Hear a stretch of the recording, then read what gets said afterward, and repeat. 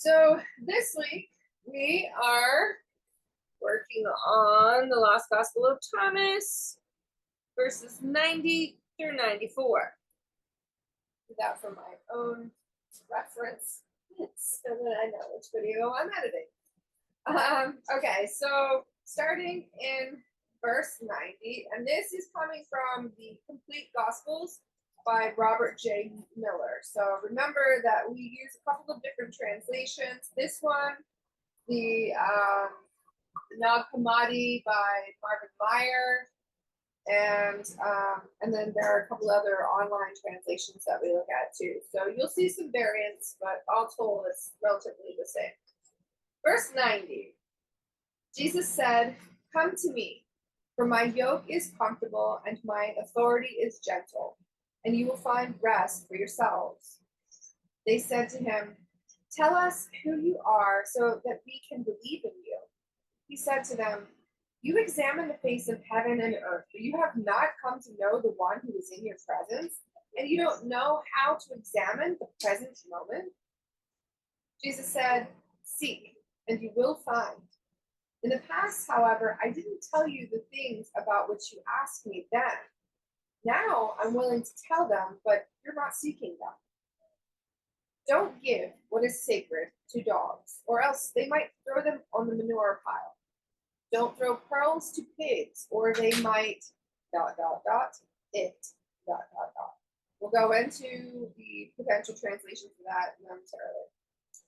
Jesus said, "One who seeks will find, and for one who knocks, it will be opened." All right, so let's head over to our study notes. Here we go. Into that. So again, back to verse 90.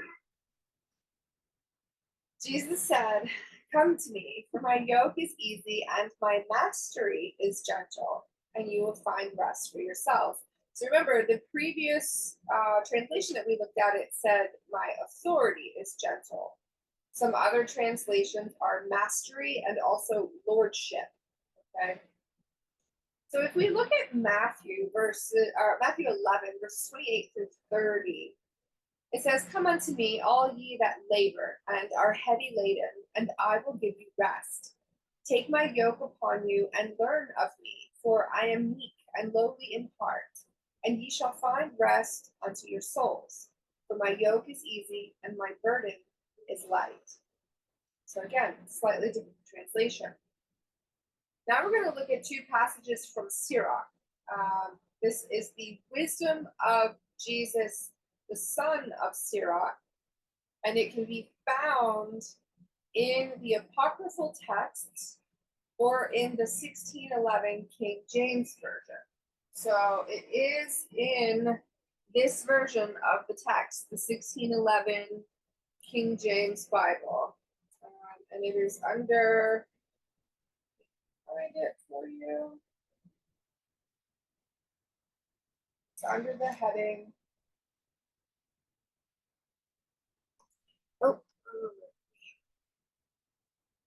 Can't hardly see it. Anyway, it says, "The wisdom of Jesus, the son of Sirach," or Ecclesiasticus. So sometimes that is the other book, or the other name of the book that is used here. So Ecclesiasticus or Sirach. I am using the translations from the early Jewish writings website. Actually, hold on, let me confirm that. It may actually be from the early Jewish writings. As you can see here. Okay. So, Sirach chapter 51, verse 26 through 27 says, "Put your neck under the yoke and let your soul receive instruction. She is hard at hand to find. Behold with your eyes how that I have but little labor, and have gotten unto me much rest." And then if we go to Sirach chapter 6, verses 23 through 31, this kind of expounds upon it a little bit further. Give ear, my son, receive my advice, and refuse not my counsel. And put thy feet into her fetters, and thy neck into her chain. Bow down thy shoulder, and bear her, and be not grieved with her bonds. Come unto her with thy whole heart, and keep her ways with all thy power. Search and seek, and she shall be made known unto thee. And when thou hast got hold of her, let her not go. For at the last thou shalt find her rest, and that shall be turned to thy joy. Then shall her fetters be a strong defense for thee, and her chains a robe of glory. For there is a golden ornament upon her, and her bands are purple lace. Thou shalt put her on as a robe of honor, and shalt put her about thee as a crown of joy. So this is a really interesting passage because we're seeing this kind of personification of what is being spoken about in the very first sentence of Sirach 6, verse 23. Okay? Receive my advice, refuse not my counsel. So this advice and this counsel, this is that personification of wisdom, right? That's why we're seeing she and her. We're seeing female attributes being given to wise counsel or wisdom, right? And then we keep seeing this word rest. And I thought that it was interesting because it takes us back to Thomas 2, okay? The Greek term for rest, this term is quite common in Thomas. Its soteriological significance is clear. So before I move on, soteriological is something that refers to salvation. So this is of salvific significance, right? But this is to find rest is paramount, or I'm sorry, is tantamount to salvation. So it's equating rest with salvation. Here, its association with the quest for insight or wisdom reflects its roots in the wisdom tradition. Now remember, the wisdom tradition is usually considered the occult. It would be tied to the Kabbalah in the Hebrew perspective. It would be tied to Christian mysticism or even Gnosticism. So the wisdom traditions have survived antiquity in secret. We see a lot of these wisdom traditions brought out in secret fraternities, places where people are, kind of in these exclusive brotherhoods, if you will. They are still existent in some of the Eastern traditions. Right, so this understanding of rest and salvation being so similar is important as we move forward.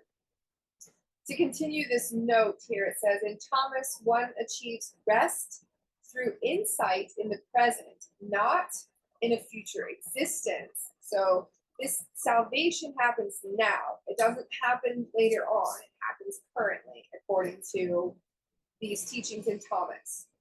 By contrast, later Gnostic groups spoke of the hoped for reunion of the Gnostic soul with the God of heavenly remove as achieving rest. So this would be after you die, then you receive the salvation. Okay, but according to Thomas, salvation can be achieved in the present. We don't have to wait until our death to receive it. In the New Testament, rest is also associated with a future hope. So again, this kind of expansion into Christianity has taken this later Gnostic concept in the same fashion and saying that rest for the soul comes after death.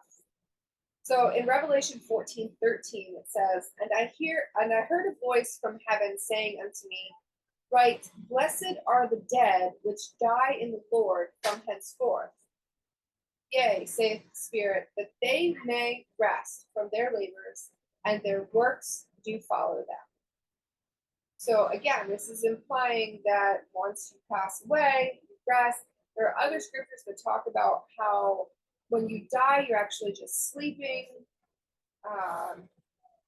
Even going so far as to say that those who have died in Christ will be the first to rise during the rapture.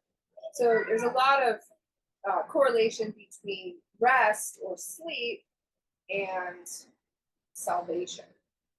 I want to take a minute though, and I want to look at this is actually on the fly. This is not something that I planned for, but I feel like it's worth doing.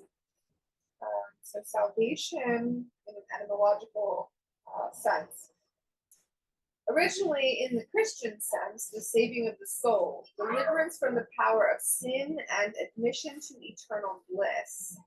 From Old French, salvation.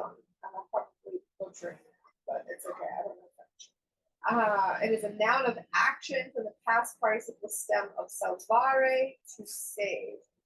The general non-religious sense of protection or preservation from destruction, danger, calamity, etc. Okay.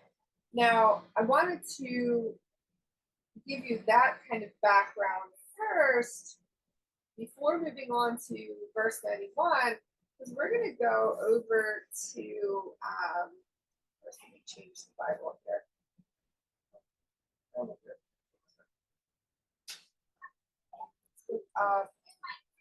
Salvation. We'll look at it first in the Hebrew, just to get a deeper understanding of this word salvation. And then we'll look at it again in Greek. For the salvation, oh wow, that's very interesting. Oh wow, I have not yet looked this up. So this is the word. Strong's H3444. Yeshua. Yeshua. Yeshua. So that's new to me. I was not aware. I understood that Yeshua was like the name for the Savior, or in the Hebrew equivalent of his name, which is what we would actually say Joshua, is God saves. But I didn't know that this was literally the word for salvation that just so happens to be the true Hebrew name of Christ.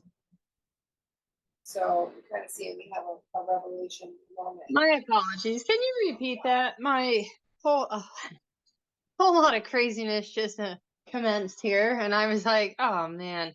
I'm like, "Guys, calm down." And Judah like smacked Jack and smacked Jason, and everybody was screaming and crying. So, can you repeat that last part, please? Yeah. So okay. So first, listen to the word. Strong's H3444. Yeshua. Yeshua. Yeshua. So I was aware of the fact that the Hebrew equivalent, like what we would say is Joshua, Yeshua, was, it carried with it the meaning God saves. But, and I knew that Jesus or Christ's name was actually Yeshua, but I did not know that this was the word that was used specifically for salvation. So if you notice when I looked this, oh, that's fascinating. What's that? I said that's fascinating. Yeah, I just looked up the word salvation. I didn't look up Jesus, so. But it's very interesting because I was not aware of this at all. So I think we might take a little detour and look at Joshua too, just to see. But this is question there though. Yeah. So Joshua is also, we would say Joshua. So would the book of Joshua be Jesus's writings from him? Well, so no, that was Joshua from the 12 tribes of Israel. Remember the one who was he was the one that kind of like took up the he took the helm of the Israelites after Moses. He was one of the two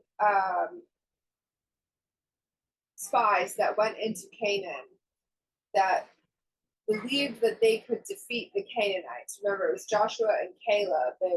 They were two out of the 12 spies that represented each of the 12 tribes of Israel that went into Canaan to determine whether or not they would be able to overtake the Canaanites. And Joshua and Caleb came back and said, yes, we can. The other 10 spies said, no, we can't.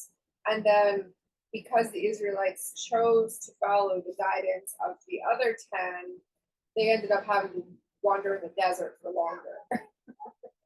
Had they just listened to Joshua and Caleb, they would have made it through, but they didn't. But yes, he has a whole book.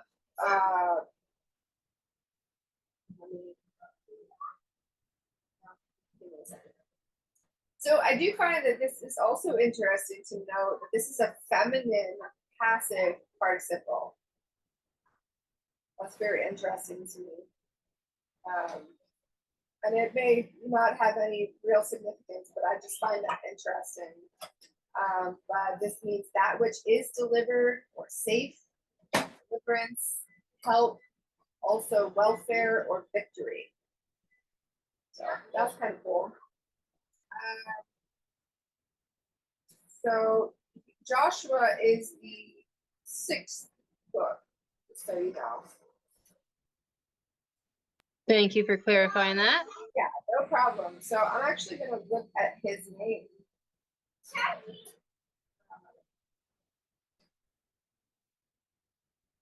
Slightly different, okay? Comes from the same root though. So this is Yehoshua. Strong's H 3091. Yehoshua. Yehoshua. And second entry, Yehoshua. Yehoshua. And he says it different, but he was from the tribe of Ephraim and was the successor to Moses, okay? And there were other Joshuas named in the Bible, but the one that I'm referring to specifically was a very prominent leader among the Israelites. But the thing I wanted to note here is this right here. Yasha. Strong's H 3467. Yasha. Yasha. It's that one differently too. But, so notice Yod, Shin, Ain are the letters there. Okay. We go back to salvation. Like I said, this was a totally separate rabbit trail that I was not prepared for. It felt like I needed to do it. So you can claim that this is the leading of spirit. So this, this is a different word, but look at the Yod, Shin, Ain. Same one. Yasha. Strong's H 3467. Yasha. Yasha. Okay. Save from moral troubles. Be liberated. So I have a question. Yeah. So I didn't get through that whole playlist. Like I said, I watched probably half of the first video. Now, he had mentioned, unless I misheard him, that Yahweh is Jehovah as well. But did I just notice in the prior, not that one, the one before, that it said Jehovah is salvation? In that first one, it said outline of biblical usage. Yes, we did. Oh, hi. That is all. So good point. Very interesting. You'll notice that a lot of words, especially proper names, have Yah at the end of them. Matter of fact, just looking at the books of the Bible, okay, Joshua, okay, that would be actually Yah in the front of it. Matter of fact, let's go to a different Bible version. We're going to go to the Hebrew Names version. You'll get to see. Hold on.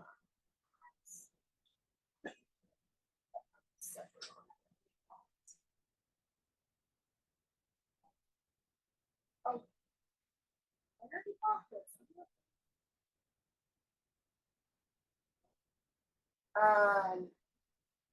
In the Hebrew names, you will either see IAH, like in Isaiah, Jeremiah, Nehemiah, Zephaniah, Zechariah, right? You have lots of IAH, or usually when you have JO or HO, that is also Yah in a different format. And then you'll also see a lot of L at the end. Right? So it's either like Michael, right? Israel, Samuel, same thing. You'll see L or Yah in the name somewhere. And that is directly referring to God is whatever, or God does whatever, you know, to kind of give you an understanding. Even Daniel, right? Daniel is L at the end of that. So just keep in mind that a lot of the names, when you have the chance to look through the Hebrew names, you'll see like Judah, Yehuda is Yah, right? There's Yah at the beginning of it. You'll see that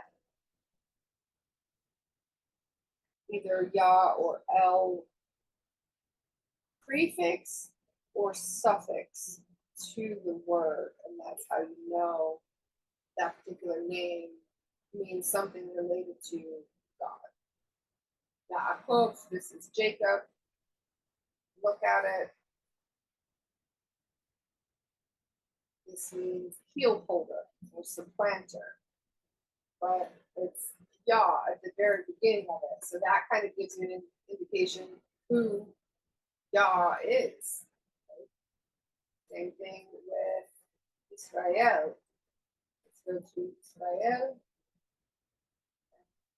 This is God prevails.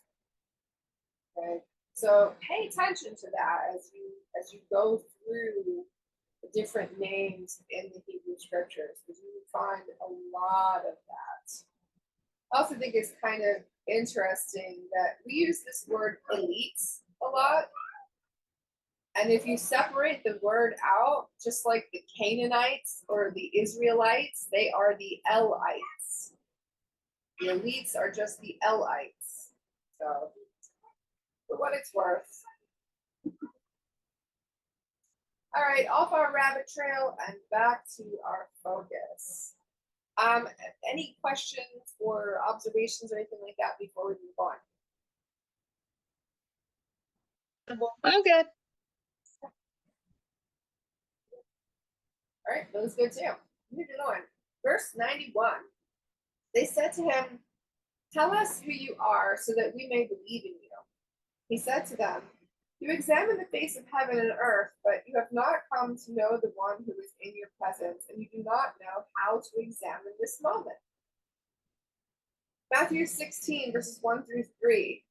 The Pharisees also, with the Sadducees, came and, tempting, desired him that he would show them a sign from heaven.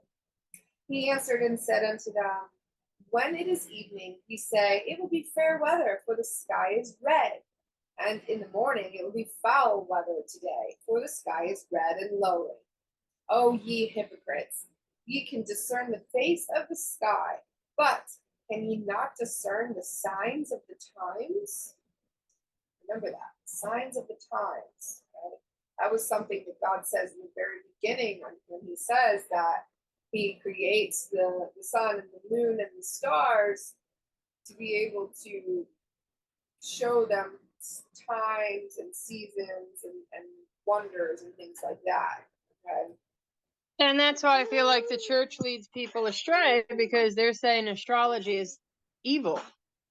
Okay, well, yes, but listen to what Christ is saying here. Basically, he's telling them, you can sit here and observe the astrology or observe the different weather conditions to be able to understand what's going on in the world around you, but you can't see the face of God in the person standing in front of you. You know what I mean?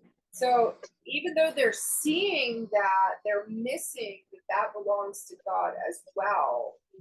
Mm-hmm. Right? They're able to judge those things and determine those things without fully understanding why.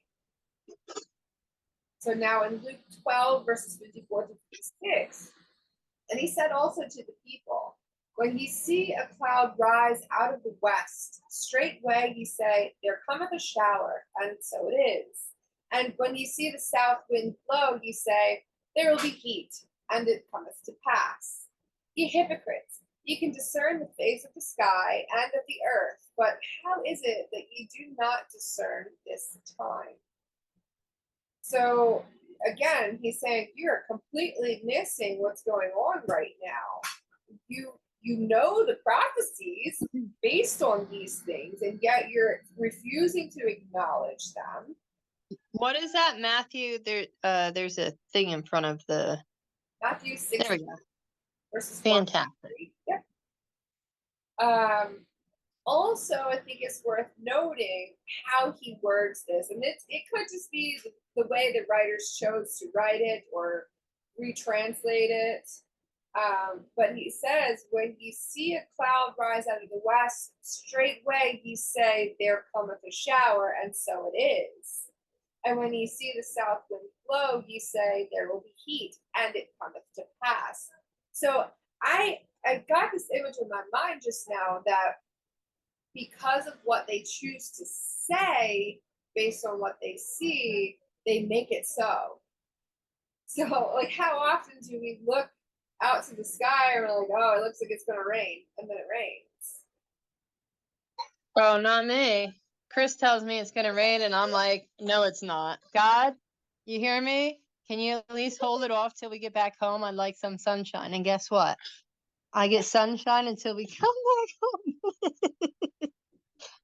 Pretty much every time. It does the same thing to me, and I did that when we were driving out to Ohio. The sky was looking pretty ominous, and he was like, "Man, it's not looking good." And I was like, "Nope, it's fine. It's gonna be sunny." And it sprinkled for like a second, and then it was sunny. I'm like, "See?" Exactly. No, he laughs at me. I've had some people who've looked at me strange, but I don't care. And I literally will. I don't care who's around me to hear it. I'll say, God, I don't want rain today. At least not when I want to enjoy when we're out and about. So if you're gonna make it rain, not till we get back. And it really is. I would say 9 chances out of 10 it'll stay sunshine. That's good. Pretty much almost every time, actually. That's that generator energy in you, right? That's a generator. But so these people, they could determine the seasons by looking to the stars and even prophecy. They could determine the weather by observing the sun and the moon and how the sky looked, but they completely and utterly missed the point. And you can see that these scriptures still to this day, they affect us. I don't know if you've heard this expression before, but my mom has always said, "Red at night, sailor's delight. Red in the morning, sailor's warning." Yes, Grandma always said that. Yep. So this is where it comes from. It comes from Matthew 16, verses 1 through 3. I'm gonna write that in my notes. Yep. And Hang on one sec. if you want me to send this to you in PDF form, by all means, you know I'm happy to do so. Oh, it's okay, because when learning, I have to write it. But yeah, grandma always said that, but my lovely self always mixed up the. I'm like, wait, which one was it? Just remember it rhymes. Red at night, sailor's delight. Red in the morning, sailor's warning. All right. Verse 92. Jesus said, "Seek and you will find." In the past, however, I did not tell you the things about which you asked me then. Now I am willing to tell you them, but you are not seeking them.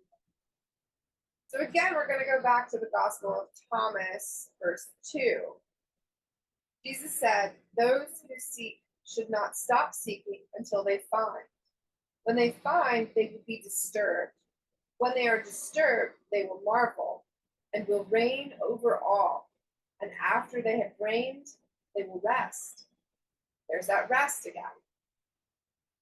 Gospel of Thomas 94. I was gonna say, don't you think it's interesting though? I know. Sorry about that, Chuda. Don't you think it's interesting how much rest in this realm of existence is underrated and underappreciated, undervalued, and if you rest, you're seen as essentially being lazy. Oh yeah, it's vilified, right? But think about it. What's another saying that we experience? Many hands make light work. You know, the more people you have helping out, the easier your labor is. And if you remember, looking back at the one of the previous ones, it says, you know,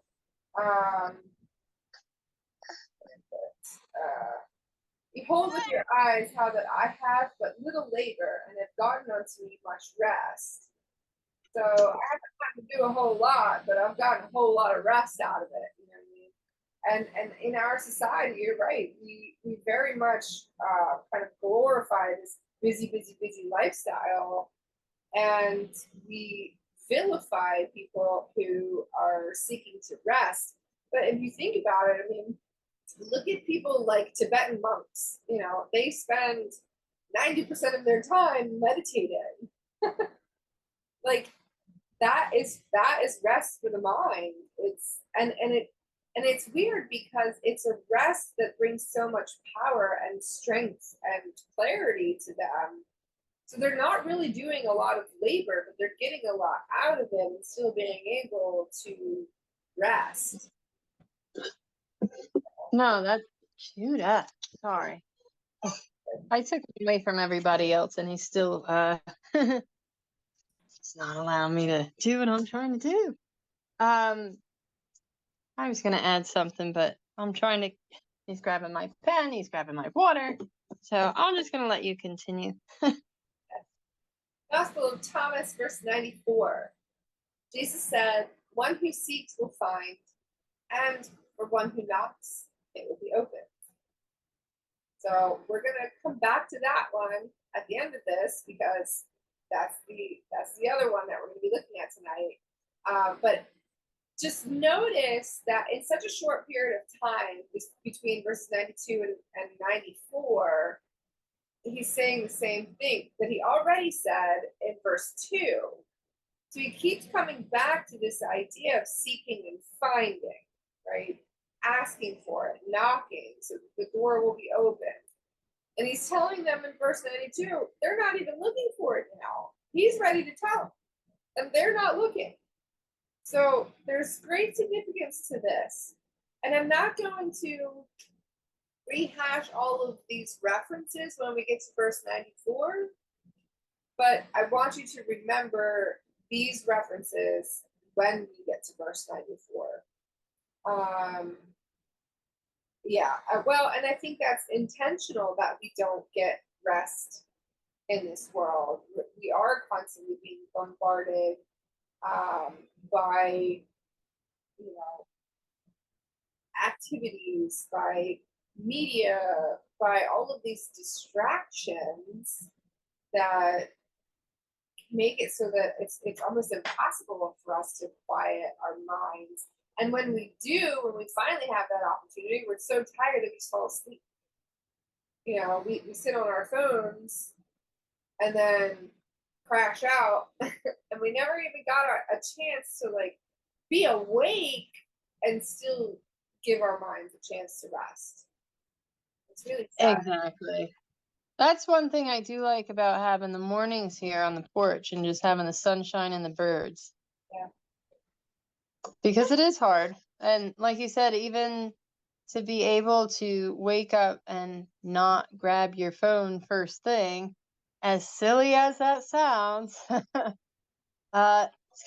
kind of all gotten used to. It's second nature that we just grab our phones and we look at it. It's a habit. It's a habit before bed. It's a habit Mm-hmm. as soon as we get up. Mm-hmm.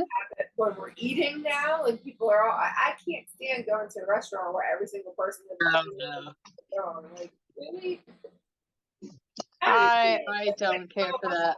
But be present with the people you're with. Very quickly to say something about that. We're here to eat and spend time together. When we're at the dinner table and we're all eating, we all need to be present.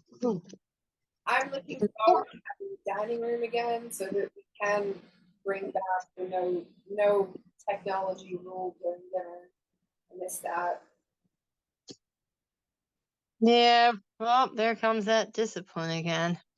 Yep. Okay. Matthew 7, verses 7 through 8. Ask, and it shall be given you. Seek, and ye shall find. Knock, and it shall be opened unto you. For every one that asketh receiveth, and he that seeketh findeth, and to him that knocketh it shall be opened. So if you ask, you'll get it. If you seek it, you'll find it. If you knock, it'll be available to you. The problem is that there's so many people that are so busy and distracted and not worried about actually doing the spiritual work that they're not seeking it. They're not knocking. They're not asking for it.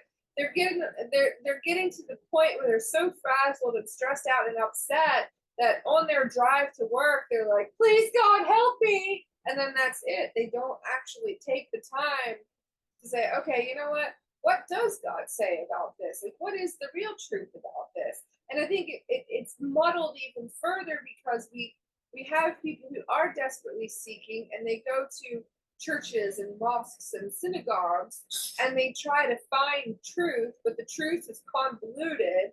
They go to their Bibles or to their Qurans or to their Torahs and their Tanakhs and they think that they're going to find some answer, and they may, and many people do if they look for it, but it's gotten to be like trying to find a needle in a haystack. I mean, just what we were talking about earlier with regards to the playlist that I shared with you guys earlier in the week, that we have so much information in just our Bible, and yet half of it is clear that there's two different beings that are being claimed as God. One who is full of wickedness and evil, and the other one who is pure love.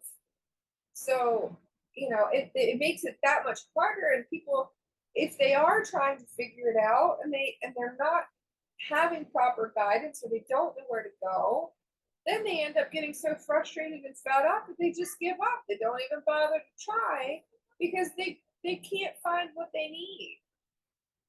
If we go to Christ and we see what Christ is teaching, I know that for a lot of people in various faiths, that's incredibly controversial.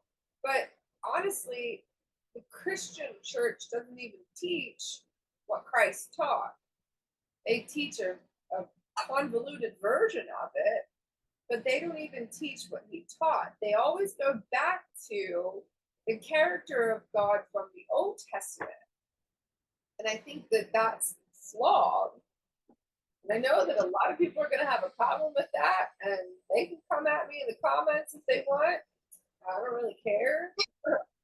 Well, not for nothing. People need to hear it. If you're actually looking for those answers and seeking, you are going to find that.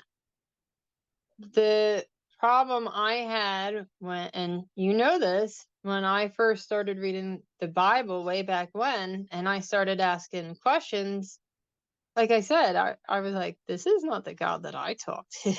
It's like, these are awful stories. This is terrible. And then when I got back into reading the Bible years later, about when you and I had met, I realized again, I'm highlighting these things and I'm like, this is talking about sacrifices and burnt offerings. And all these people are like, oh, paganism is terrible. And then what the heck are you reading? Because because what I'm reading is, again, not the unconditional loving father that I speak to Yeah. at all. Yep. And God forbid you ask somebody in the church, they get very defensive about the doctrine being what they were taught. Oh yeah. And those who are trying to come out of that doctrine feel guilty or wrong, or a whole array of emotions for questioning what they were taught in the church. Yeah.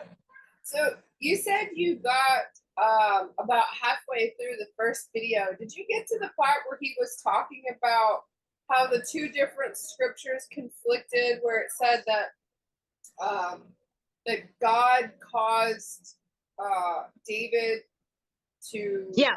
Yes, that was the last part I got to. Okay. That it wasn't God. God does not cause you to sin. God will never tempt you. Yes, exactly. So I felt like that is a really great example, one, of the contradictions that are present in the Bible, because in one scripture verse we see that it says that God caused David to, cause Israel to rise up, and then in the other verse it says that Satan caused it. So it's really interesting to see that scripture itself actually has that contradiction in it, and so few people will even acknowledge that. Even if they recognize it, they will flat out acknowledge that, or not. They will flat out refuse to acknowledge that. And I mean, it's obvious. That's an obvious contradiction between the two. And people oftentimes will claim scribal error. Okay, well then at what point do we fix the error? You know what I mean? But that says a lot about the book too, then. How contradictions, especially in the book as well as you do. It's loaded with contradictions. Oh yeah. If you're looking, it is absolutely loaded with contradictions. And there has to be a point in your head when you're like, wait a minute, that doesn't make sense. Yep. I thought. And then you go back and you flip back and forth and you're like, what in the world?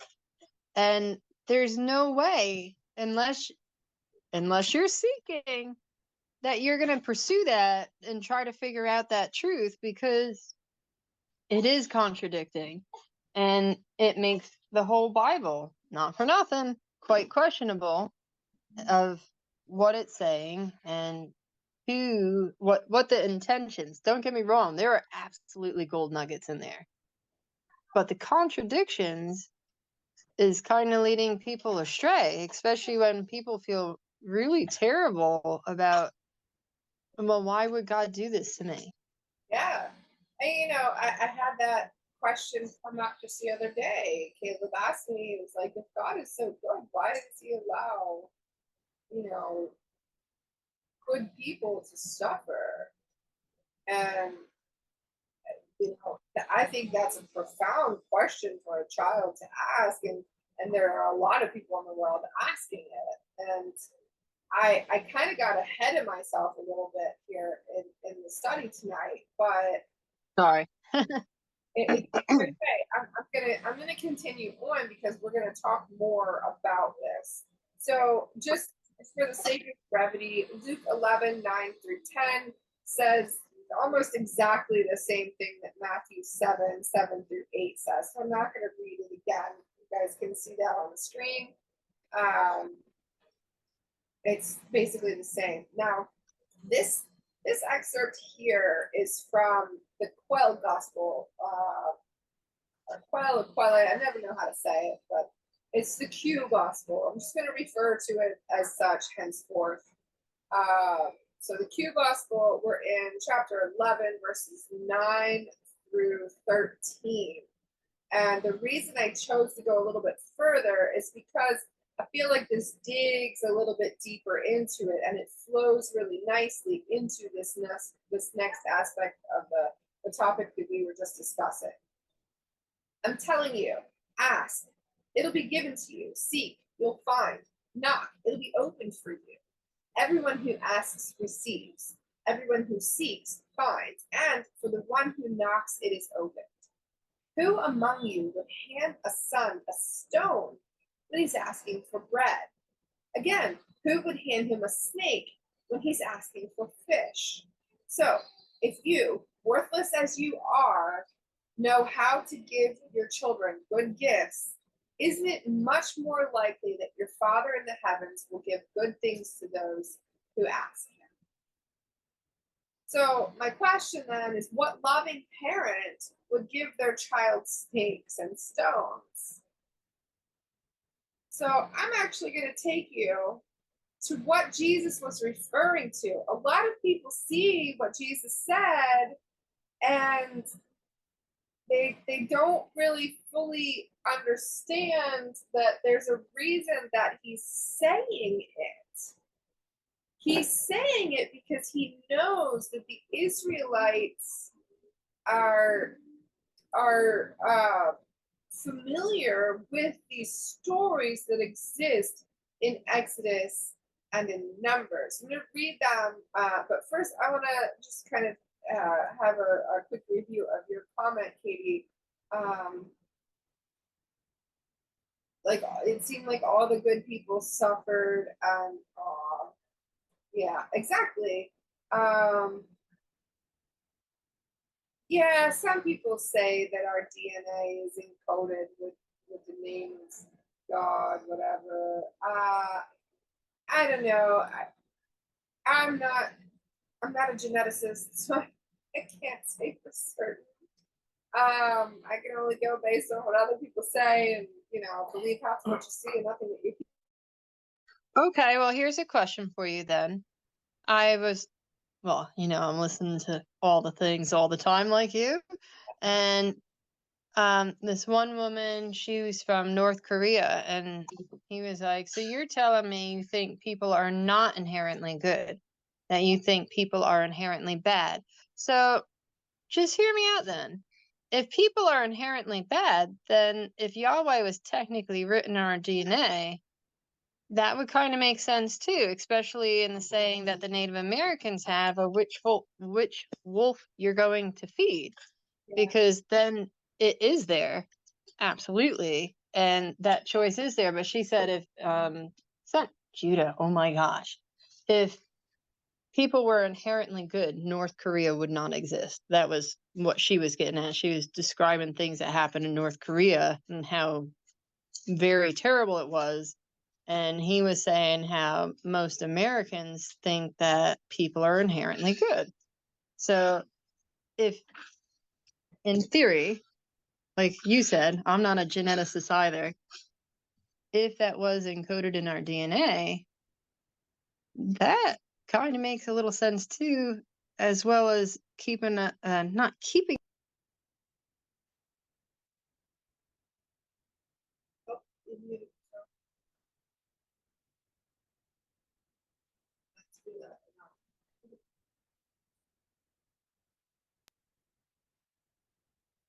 Phone call came in. I'm not sure if you heard what I said. I heard in keeping. Keeping us in like the material world. If that is like what kind of makes it more difficult for people to have that ascension to get closer to God, if that is part of the material world, that kind of makes it part of us, part of this world. I think I don't know. Do you get what I'm saying? I don't know. If that made sense. I think it absolutely has to do with that. I mean, if you look at the wisdom traditions, we've talked about this a lot with, Kabbalah from a Kabbalistic perspective of how there is this kind of the malkut, the physical realm, the earthly body, and all of its carnal desires, which always are the catalysts for sin. It's always carnality that brings about sin. And sin leads to what? Death. Death of what, though? It doesn't really specify. We just assume that it means death of the physical body. But in all reality, we can see parts of ourselves die when we do things that we know are not good for ourselves, right? We see parts of our soul or our spirit kind of wither away when we lie to someone or when we cheat someone. You know what I mean? Like, all of these things just kind of whittle away at our souls, and it's really just giving into our ego, because our ego is that which keeps our physical body alive. It's the thing that says, hey, you need to eat, hey, you need to drink, you need to have intercourse, things like that. I'm trying to keep it PG for the but all of these things are based on carnality. So I agree with you. It's highly probable that because of that, when we were looking at this, the condensed version of the story of the Apocrypha of John, about how the Yahweh character, or specifically Yaldabaoth, and I would use that just because that is correct from the sense of the scripture that we're referring to, but I do believe that Yahweh and Yaldabaoth are kind of one and the same. But anyway, Yaldabaoth being the one that kind of puts this seed of forgetfulness into the man. And remember, first, him and the other archons create Adam out of dirt, and they cannot animate him because he doesn't have a spirit. They're trying to get him to be alive, and he's just kind of this pile of dirt. Like, he's not doing what they want him to do. And then the higher aeons come down and tell them, hey, if you breathe into him, then you will give him life, and he will be animate. And when Yaldabaoth does that, that's when he puts the spirit of Sophia, which is ultimately, spirit of the Most High, into the man, and that's what makes him a living being. And then the archons realize, he's actually more powerful than us. He's smarter than us. He's better than us in every way. We don't want that to happen. So they try to separate the spirit from him by making Eve out of his rib, and immediately Adam recognizes Eve as his spiritual component. And I think we see this kind of beautiful dichotomy between the masculine and the feminine, and their need to be united, their need to work together in order to overcome the limitations of the physical body. But what do we see in our society and our culture being constantly perpetuated is this, sexual tension and desire and, objectification, misuse of sexual energy, where in reality it should be used to unite the souls and make them more powerful, right? The two shall become one flesh. It goes much deeper than that. Now we're looking at, the two shall become one flesh, as these people are uniting in carnality, and now they're producing another life out of that. But think about that for a second. When two people unite, they're not only having a physical interaction, they're having a spiritual interaction. They're exchanging permanently the DNA of one to another, and vice versa. They're exchanging emotional energy, and they are literally creating new life. So right there, it's evident that we are incredibly powerful together. But you're exactly right. The division is continually perpetuated in our society because that keeps us in this low vibration, that keeps us stuck in the physical realm and focused on our carnality instead of working together in unity and being able to come out of that, right? So I think that we do kind of have, like the cartoons portray it, a devil on one shoulder and an angel on the other, because we have this beautiful divine spirit that lives within us. And we also have this physical body that is kind of like a prison. And I understand where some people come from with, oh, don't talk about your body like that. It's not just a meat suit. Okay, we should take care of the vessel that we live in, but we should not be consumed with taking care of that. We should be more consumed with taking care of our spirits and other people's spirits so that we can all work together to be more like Christ, closer to God. Don't you think it's so amazing? That's not deodorant, it's clove oil. How amazing it is how much emphasis is put on the body in our society. Yeah. It's not by accident. It's fully intentional. None of it's by accident. There are no coincidences. Yeah, not at all. Very, very, very intentional. Especially, like you said, the devil and angel. Tell me you don't remember cartoons when we were younger and the black and white cartoons, and they always had the devil and the angel. They've known this stuff for a long time, and they put it in our faces, and especially in kids stuff. And these are the Do things. you ever see that new movie Soul? I think it's called Soul. Yeah. Man, sorry. The kids' movie is done. Their Mario Brothers is done. So now I'm trying to get their teeth brushed and get them to bed so I can listen in peace again. Well, so we're going to go over to Exodus 17 and then over to Numbers 21, and we're going to talk a little bit about this Yahweh character. Instead of giving his children good gifts, he's providing them with things that are opposite to what they ask for. So Exodus 17, verse 1. And all the congregation of the children of Israel journeyed from the wilderness of Sin. Remember, sin this is capitalized, so this is a location. But the reason it's called the wilderness of Sin was because it belonged to the deity, or was attributed to the deity that represented the moon, right? The god Sin, or the deity Sin, that was its name, was the deity of the moon and of intuition. Okay. After their journeys, according to the commandment of the Lord, and pitched in Rephidim, and there was no water for the people to drink.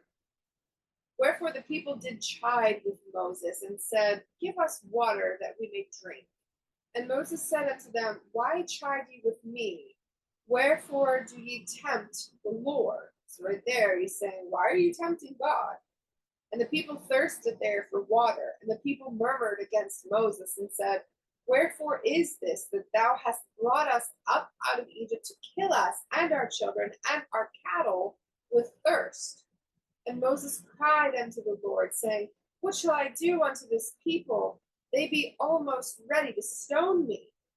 And the Lord said unto Moses, Go on before the people, and take with thee of the elders of Israel and thy rod, wherewith thou smotest the river. So he's talking about the river Jordan.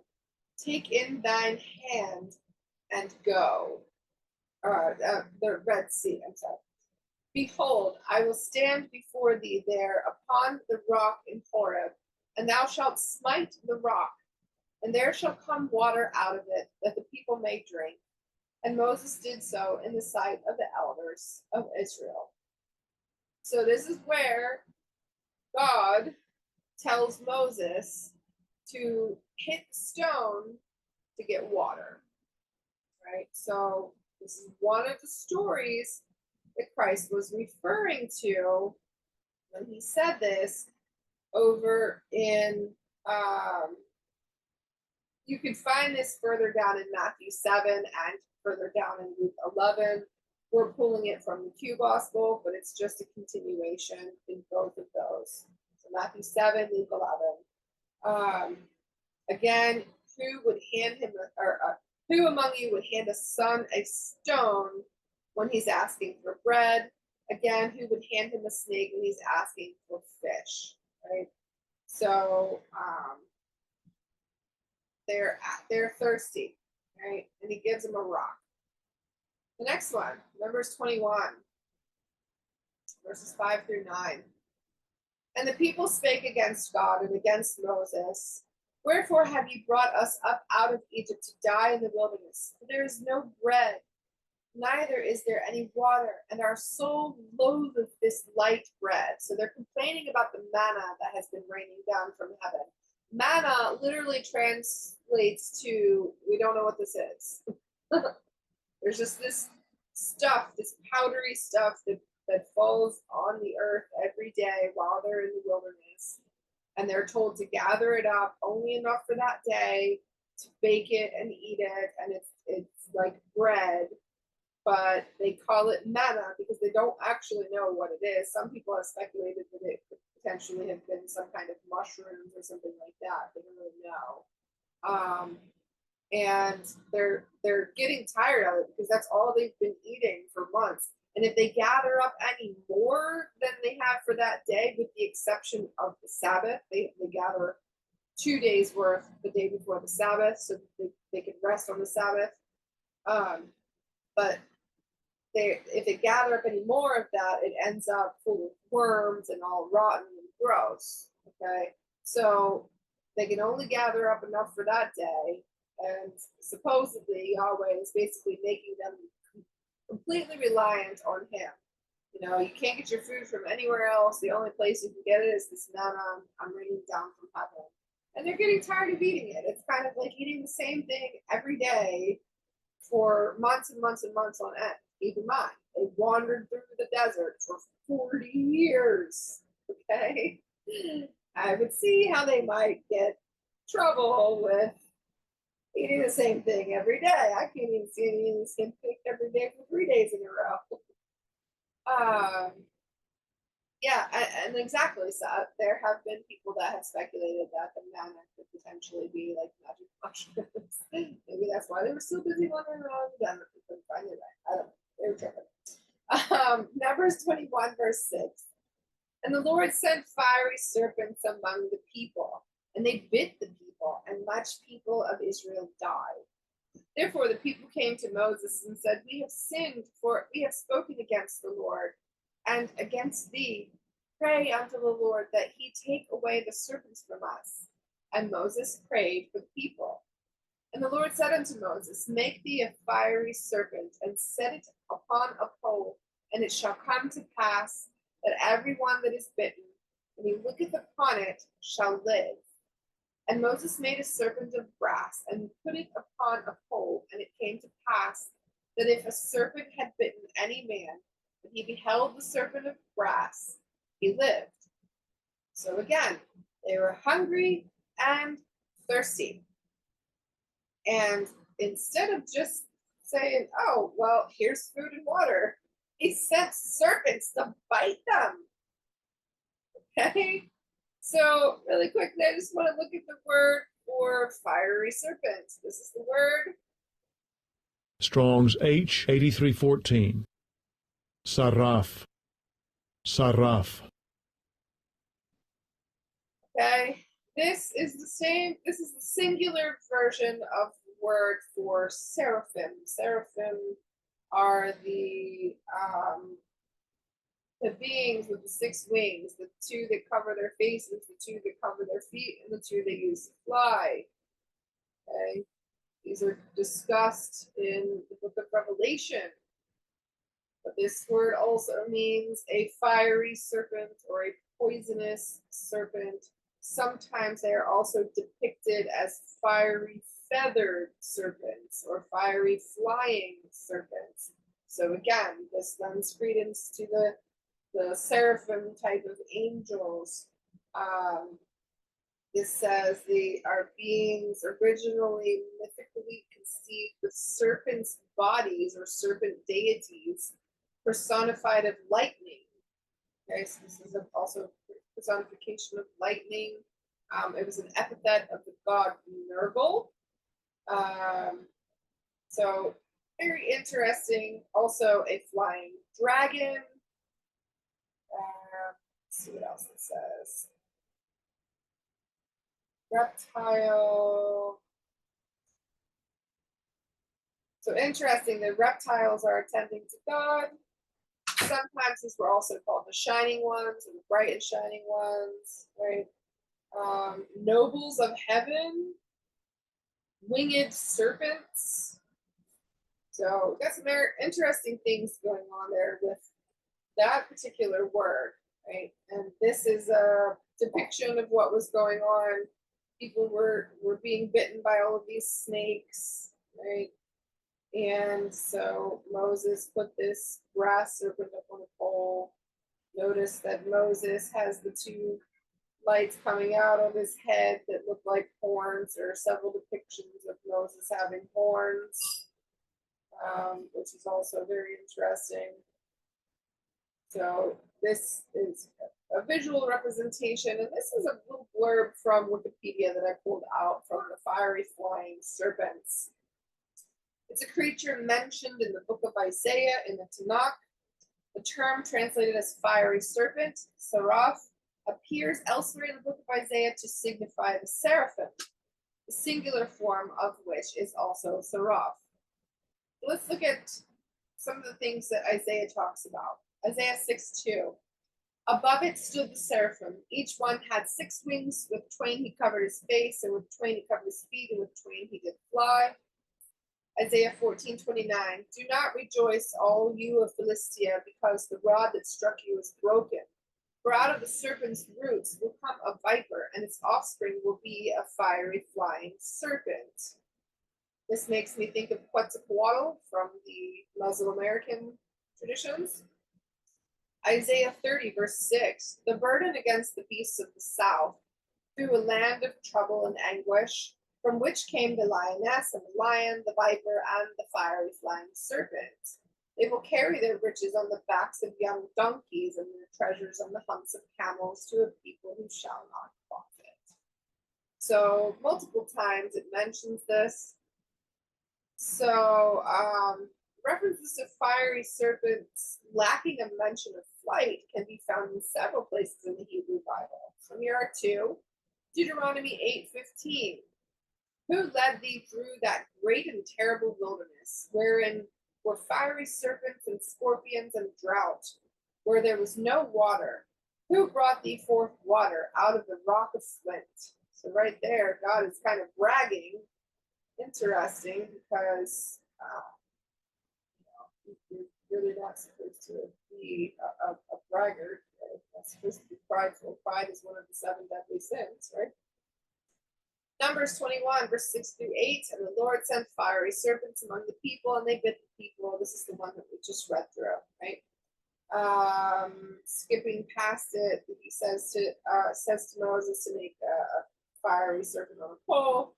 This symbol, the Nehushtan, that's what that is called, is similar to the ancient Greek rod of Asclepius.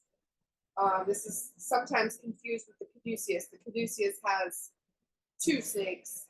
The rod of Asclepius has 1, and is frequently cited as an instance of the same archetype.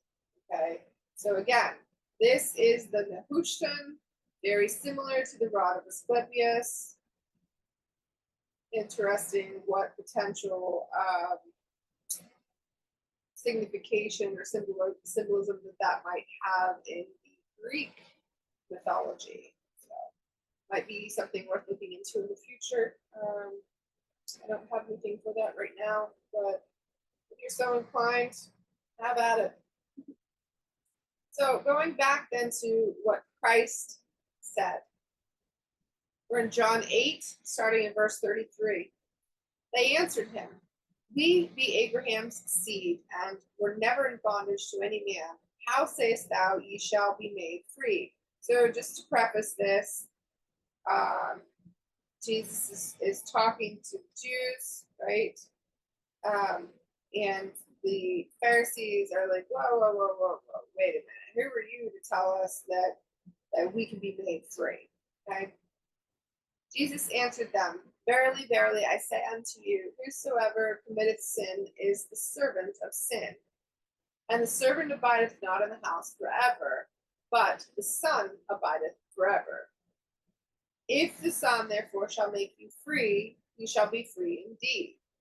I know that ye are Abraham's seed, but ye seek to kill me, because my word hath no place in you. I speak that which I have seen with my father, and ye do that which ye have seen with your father. They answered and said unto him, Abraham is our father. Jesus saith unto them, If ye were Abraham's children, ye would do the works of Abraham. But now ye seek to kill me, a man that hath told you the truth, which I have heard of God. This did not Abraham. So Abraham did not tell the truth of God. Ye do the deeds of your father. Then said they to him, We be not born of fornication. We have one Father, even God.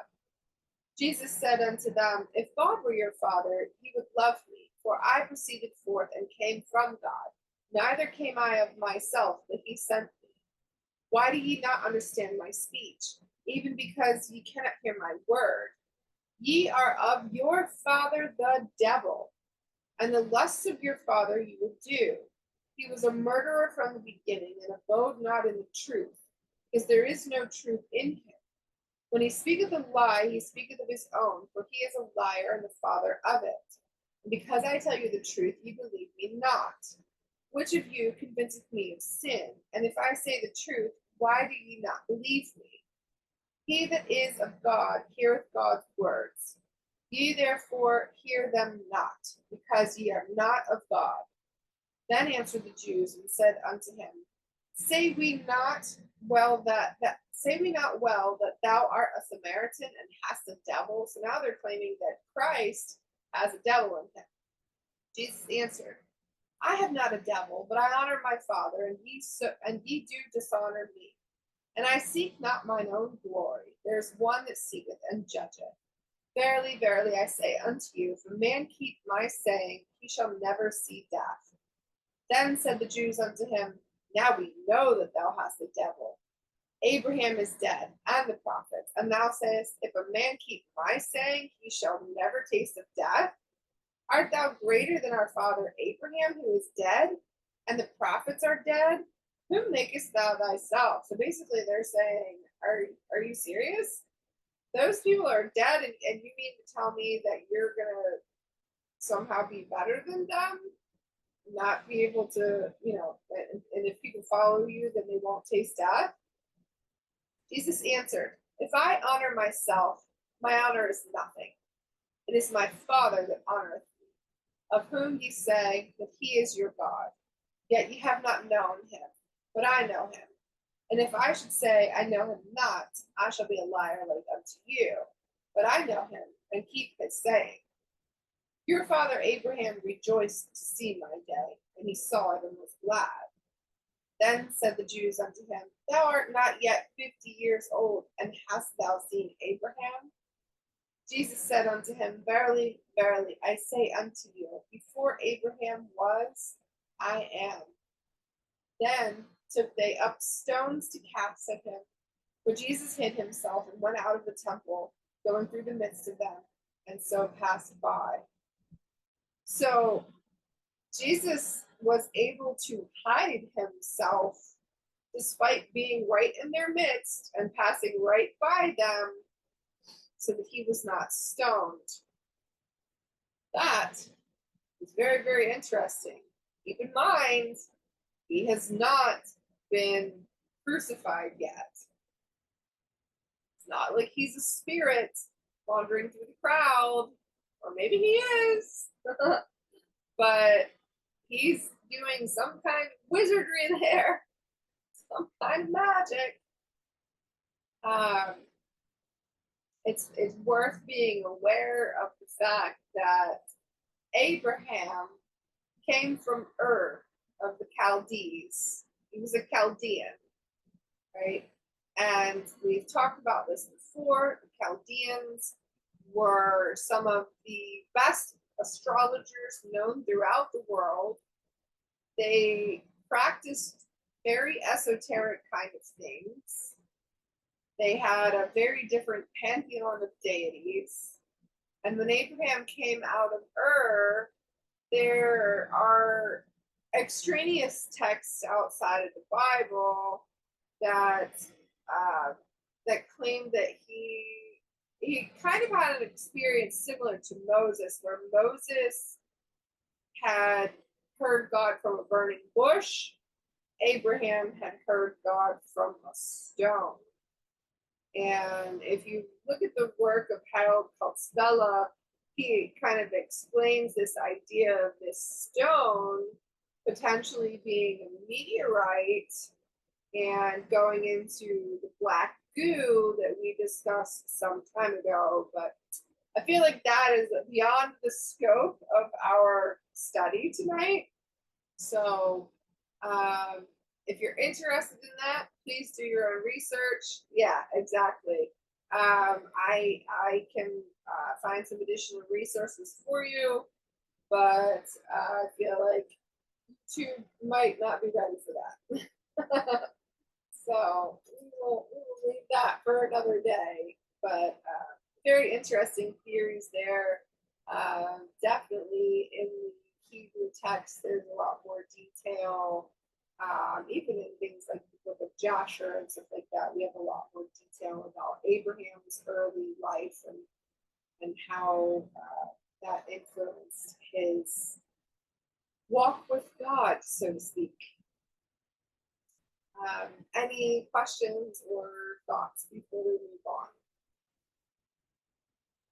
You're good. You may continue.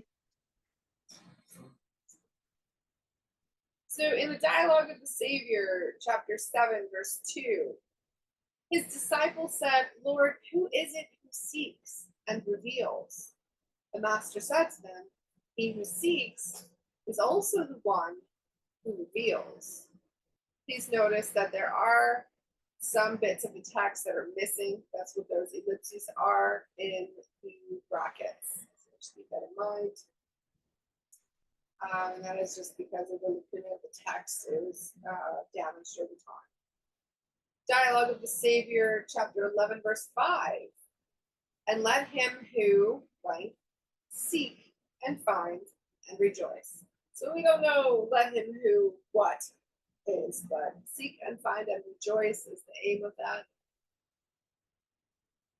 And this is the note that was in the complete Gospels. This saying, in various forms, is widespread in early Christian literature. In addition to the references above, see also the book of Thomas the Contender.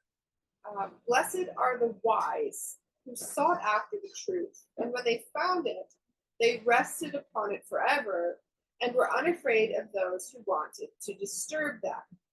So remember, at first they were disturbed, and then they would marvel, and then they would rest. Right? If we go back to our previous page, those who seek should not stop seeking until they find. When they find, they will be disturbed. When they are disturbed, they will marvel and will reign over all. And after they have reigned, they will rest. Okay? So this is kind of giving us a bit more understanding of that. Again, blessed are the wise who sought after the truth, and when they found it, they rested upon it forever and were unafraid of those who wanted to disturb them. So perhaps this blank spot here, and let him who, maybe who is wise, right? Let him who is wise seek and find and rejoice. That is just a presumption of my own. I have no indication of that in the text, but it would make sense based on this verse from the book of Thomas the Contender. Moving on within that book, as you pray, you will find rest, for you have left behind the suffering and the disgrace. When you have come forth from the sufferings and passions of the body, you will receive rest from the good one, and you will reign with the king. So again, this dying to self, this killing of the ego, this is present in all of the wisdom traditions. It's definitely in a lot of the Eastern traditions, but this idea of kind of dying to sin or dying to carnal nature is what helps you to find rest or salvation. Okay? And we talk about this a lot. You know, a lot of people say, oh, it's not a works-based faith. Yeah, sober-mindedness. Exactly. You have to be able to put aside your human desires in order to seek the heavenly or to seek the spiritual realm. So in the Gospel of Mary, chapter 4, verses 1 through 7, when the Blessed One had said these things, so the Blessed One is supposed to be Christ. When the Blessed One had said these things, he greeted them all, saying, "Peace be with you. Acquire my peace within yourselves. Be on your guard so that no one deceives you, saying, 'Look over here,' or 'Look over there.' For the human one," sometimes translated as the Son of Man, "exists within you. Follow it. Those who seek it will find it." So the human one, or the Son of Man, this is a very interesting concept. Perhaps we are thinking of man as a physical nature, and in reality, it's more of that perfect man, the autogenes that was talked about in the Apocrypha of John.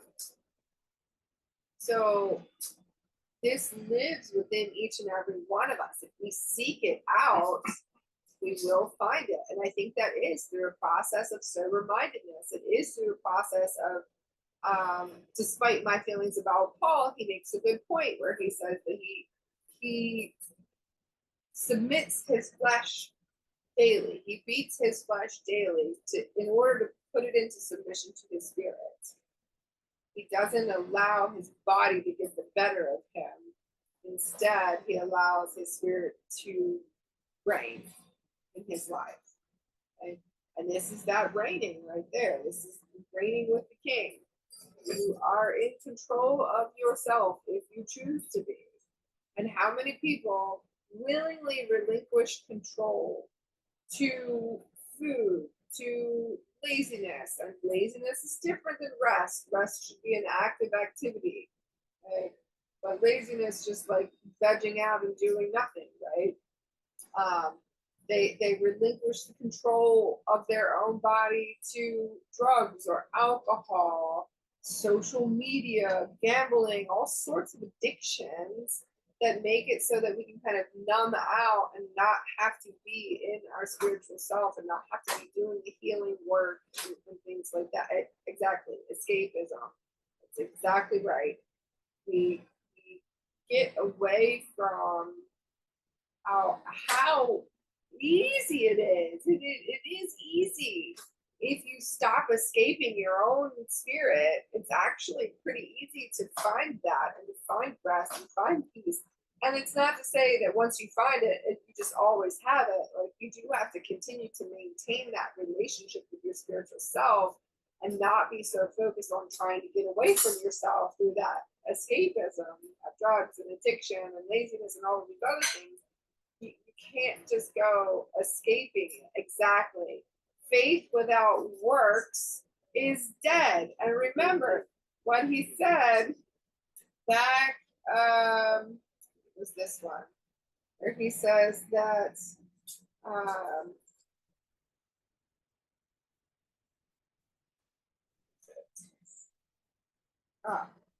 Revelation 14:13. That they may rest from their labors and their works do follow them.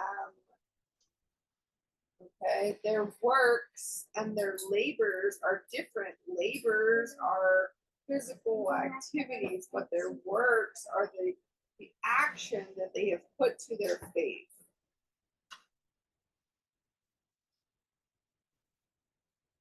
Um,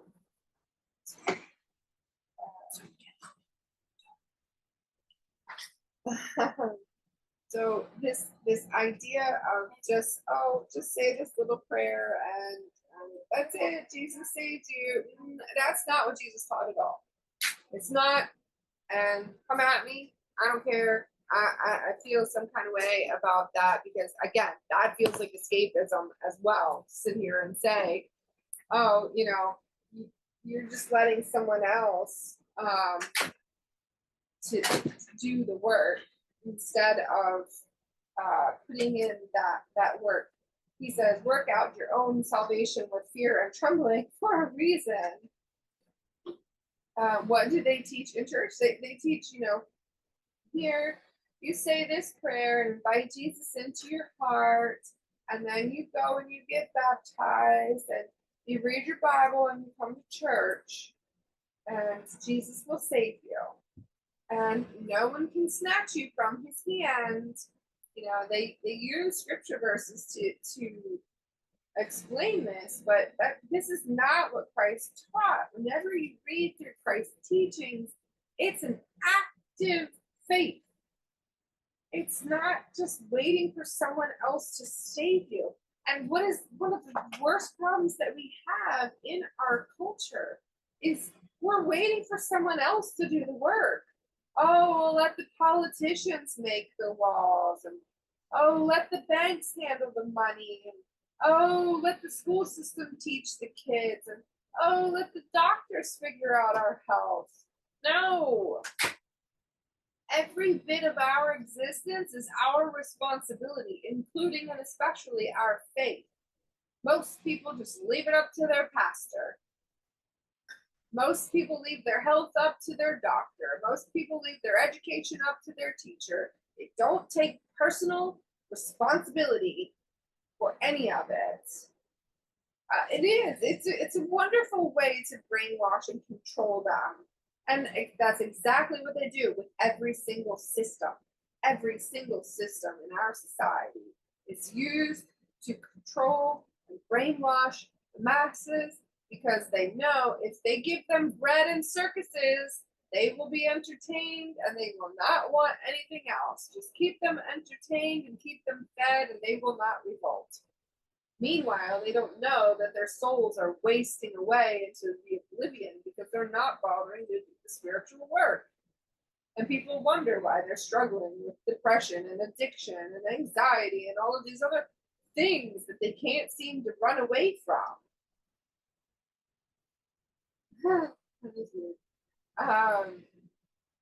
You can't run from it because you need to do the work. I don't know how many times I feel like I'm kind of becoming a broken record at this point. And it just aggravates me, and to think that there are so many people sitting in pews all across the country every Sunday, all across the world, every Sunday, whether it's in a church or a mosque or a synagogue or whatever, they're sitting there missing the dang point, hoping that someone else is going to save them, that someone else is going to do the work. Meanwhile, they don't have to wait for their salvation. They can start achieving it now and actually live a peaceful, joy-filled life despite the chaos in the world around them because they're busy doing the work. Yes, Christ is integral to that. Why? Because that is the spirit that works in and through us and moves us. That is the physical man that came to prove that it could be done. I'm not discounting Christ here, and I'm certainly not discounting the Most High, but I think people have a misconception of who that actually is. Jesus seemed like he had it clear, he had it figured out, because he was the Christ. It is a well-oiled machine against the spirit, and everybody knows it. Well, let me just say, everyone in places and positions of power know it.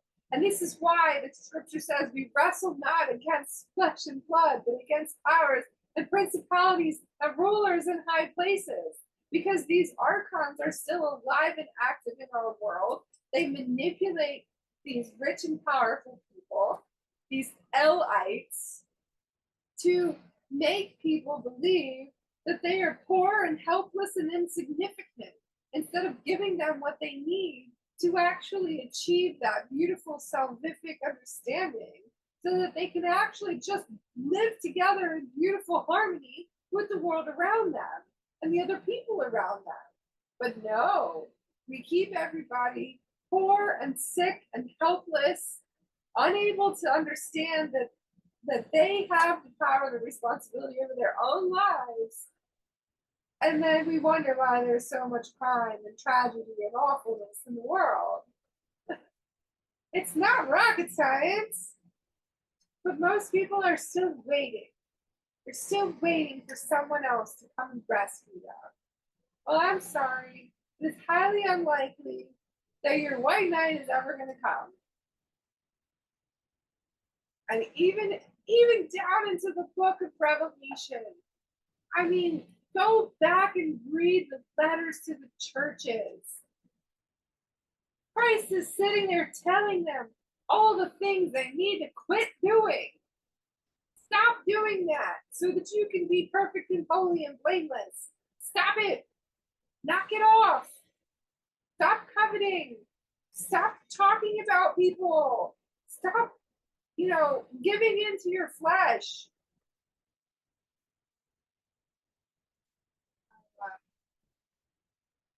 I'm just going to read this out loud. People would not feel so isolated if they did this faith through action. Fear disappears with it. Wholesome, unconditional love fills those voids from our divine mother and divine father. I couldn't have said it any better, Katie. I mean, and you saw what I sent you the other day from the Gospel of the Hebrews about the Holy Spirit being referenced by Christ as his divine mother. That translation was completely muddled in the Gospels, in the canonical Gospels. But yet, it's so obvious the Ruach HaKodesh is feminine. Ruach is a feminine word. Just like Yeshua is a feminine word. Salvation. Why do you think it has she and her next to it? What is a woman? What does the woman represent?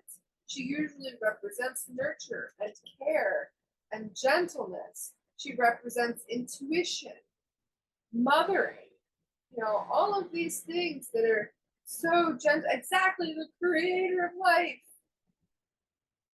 That's exactly right. And yet, we've taken her out of everything. Wisdom. How often do you get some just knowing about your children? You're sitting there, you're minding your own business, and you just get this knowing about one of your children. You're like, oh, I got to go deal with that because something's not right. You just know.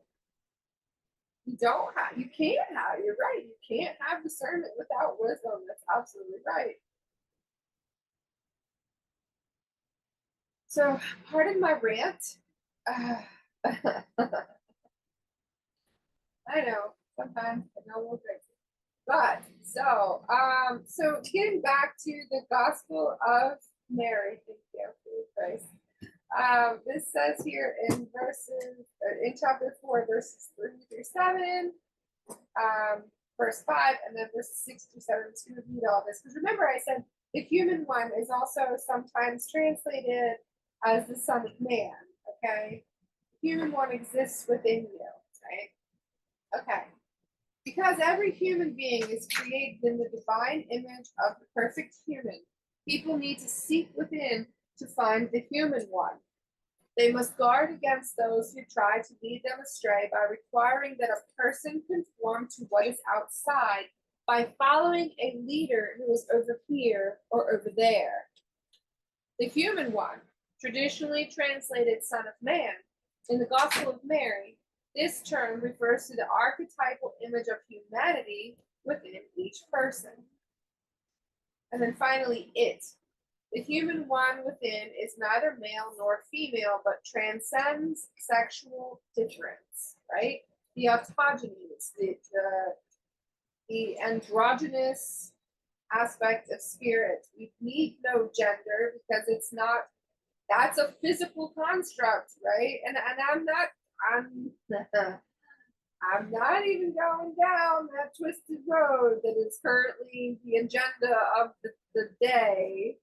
Just another way to divide people and confuse people. I'm not going down that road. You know what I'm talking about. I'm not even going to mention it because I know YouTube would censor it post haste, I'm sure. But there's a specific agenda going on right now in the world that's confusing men and women about their man and womanness. Okay? Yes, I'm making up words now. It's okay. This is not that. This is explaining that that spirit that exists within you is sexless. It does not require that because it is not a carnal being. It is a spiritual being, right? Yes, toxicity will most certainly lead you astray. There are plenty of people that will tell you you're bad, you're wrong, you're this, you're that, blah, blah, blah, blah, blah, for what you're doing, what you believe in. If you are walking the path towards purity, towards living out the truth that Christ taught, it doesn't matter what anyone else says about whether you are right or wrong about your beliefs. Sorry. I feel like, especially in my own experience, I've had people close to me tell me that my beliefs are wrong because they have a different understanding of their Bible than I do. They have an understanding that was given to them by a seminary instructed pastor. I have spent enough time with seminary instructed pastors. I have chosen to begin to understand things from a God perspective. The Most High, the Spirit of the Holy One, has given me the understanding of the scriptures. Does that mean I have it all right and all figured out? Nope, but I'm comfortable and confident in where I'm at in this moment. And I know that when I have sought, I have found. When I have knocked, that door has been opened. And when I have asked, I have received everything I have asked for and then some. Case in point, the word salvation tonight, that was completely unscripted. You can see in the notes, there was no mention of that. Normally, if I'm going to go down a rabbit trail for the definition of the word, it's in notes. Go back and look at the other videos, you know that's true. But in this instance, it was just one of those, hey, go look up the word salvation. That was fully spirit led. So there will be people who will say what they want to say about you and about your belief system. You need to be firm in your own faith. As long as you're working it out, then you keep doing what you're doing. The Gospel of the Hebrews, 6b. This was actually quoted by Clement of Alexandria, despite the fact that this Gospel of the Hebrews is not in the canonical text. It was well known in that day. He actually quoted it in 3 of his different works. Those who seek should not stop until they find. When they find, they will marvel. When they marvel, they will rule. And when they rule, they will rest. This idea of ruling is not from a carnal perspective. It's not like, ha ha ha, I own the world now. No, this is ruling over your own body.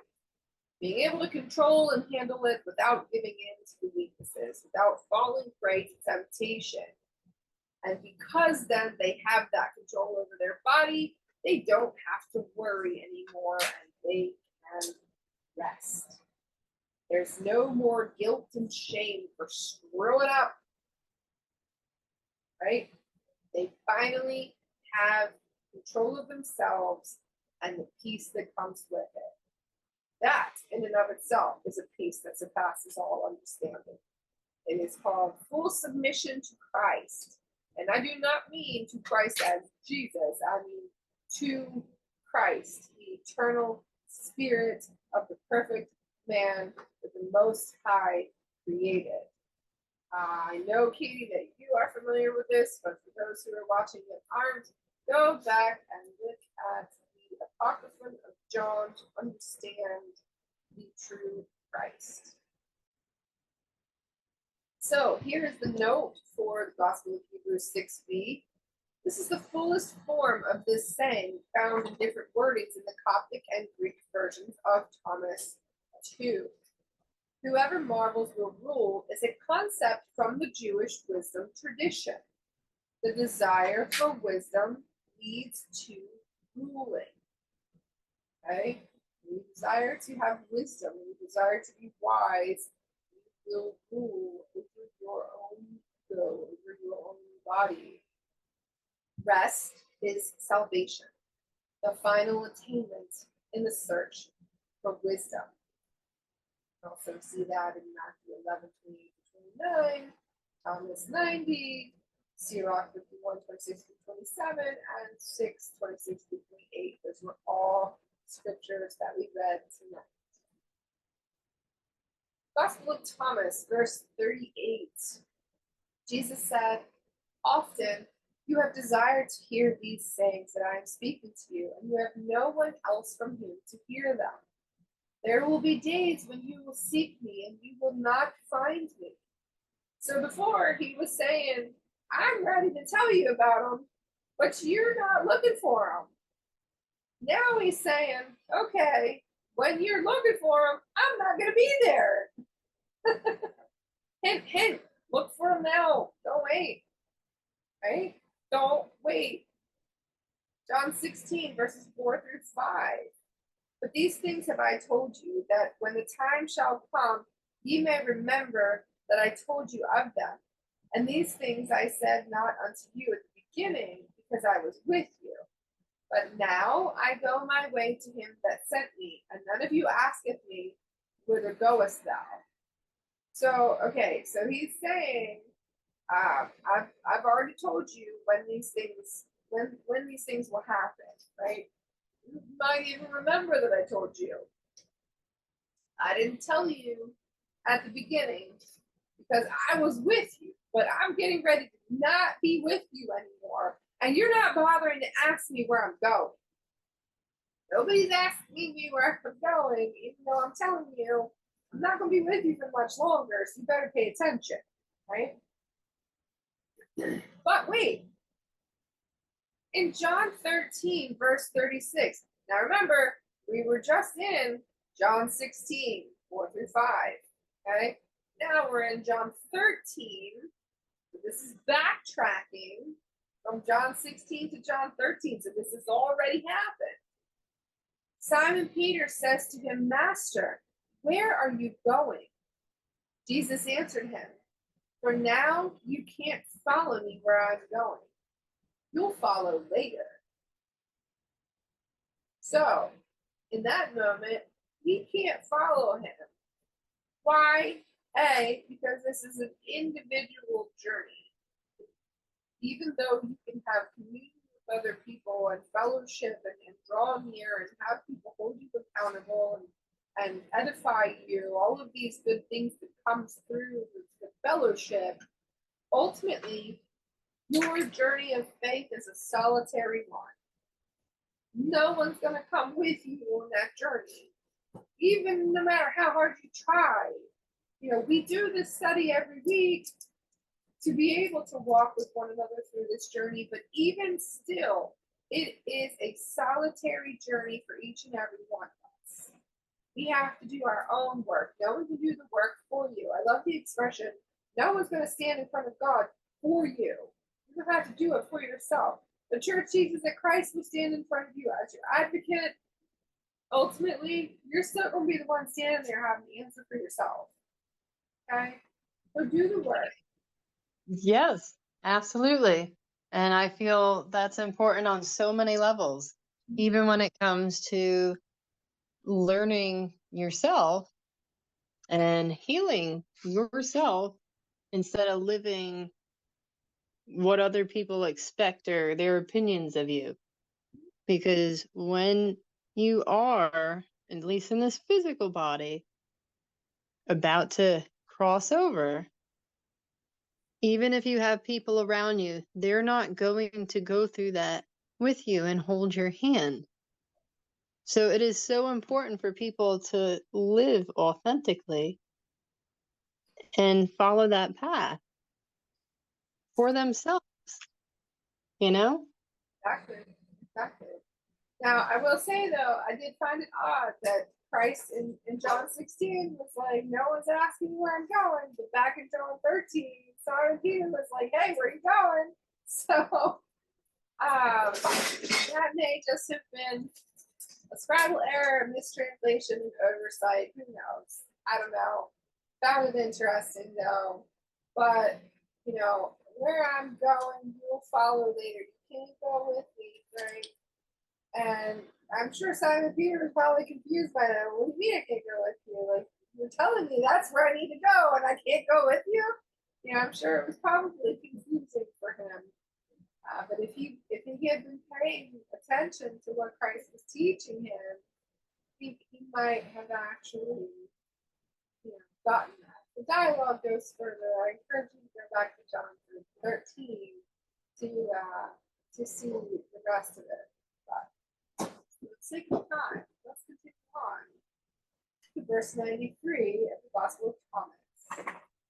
Do not give what is holy to dogs, or they might throw them upon the manure pile. Do not throw pearls to swine, or they might make mud of it. So Matthew 7, verse 6 has a slightly different translation. Okay? And keep in mind that this was right before the asking you shall receive bit. Okay? So just before that, Matthew 7, 6 comes right before asking you shall receive. Give not that which is holy unto the dogs, neither cast ye your pearls before swine, lest they trample them under their feet and turn again and rend you. So the note in the Nag Hammadi by Marvin Meyer says the restoration at the end of the saying is tentative, but it fits the context. In Nag Hammadi Codex 2, it notes the following additional suggestions for restoration. Or they might bring it to naught, or they might grind it to bits. Okay, so this gives a whole new perspective to this, right? They might make mud of it, right? So, you know, we use that phrase a lot. Don't throw your pearls to the swine. And we have this kind of image of like, oh, this beautiful pearl necklace is just going to get all dirty in the mud, right? But no, think about this for a minute. Think about the kind of animal that a pig eats, or that a pig is. A pig will eat anything, and they have very powerful teeth and jaws, and they can easily chew through bone. Okay, so they could very easily grind these precious pearls to bits. Okay, we don't give away that which is holy. Well, a lot of times we use this in the context of wisdom, right? We don't want to argue with someone who isn't going to listen to us anyway, so I'm not going to throw my pearls before the swine. Does it really mean that in this context? Or is it more like, hey, don't give away the precious bits of your soul so that people who are, able to have demonic spirits cast into them, right? Think about the pigs that jumped off the mountain because the man begged, or the man that had demons in him, the demons begged to be released into the pigs, right? So these pigs, they've already been seen as unclean. Early on in the scriptures, God claims that these animals are unclean and should not be eaten. Why? Because they just eat any old thing. They roll around their own filth. They're not great animals. And on top of that, they might be cute, like as little pets or whatever when they're babies, but still, on top of that, pork meat has a tendency to carry a lot of parasites in it. Probably because they're rolling around their own filth and eating everything. Right?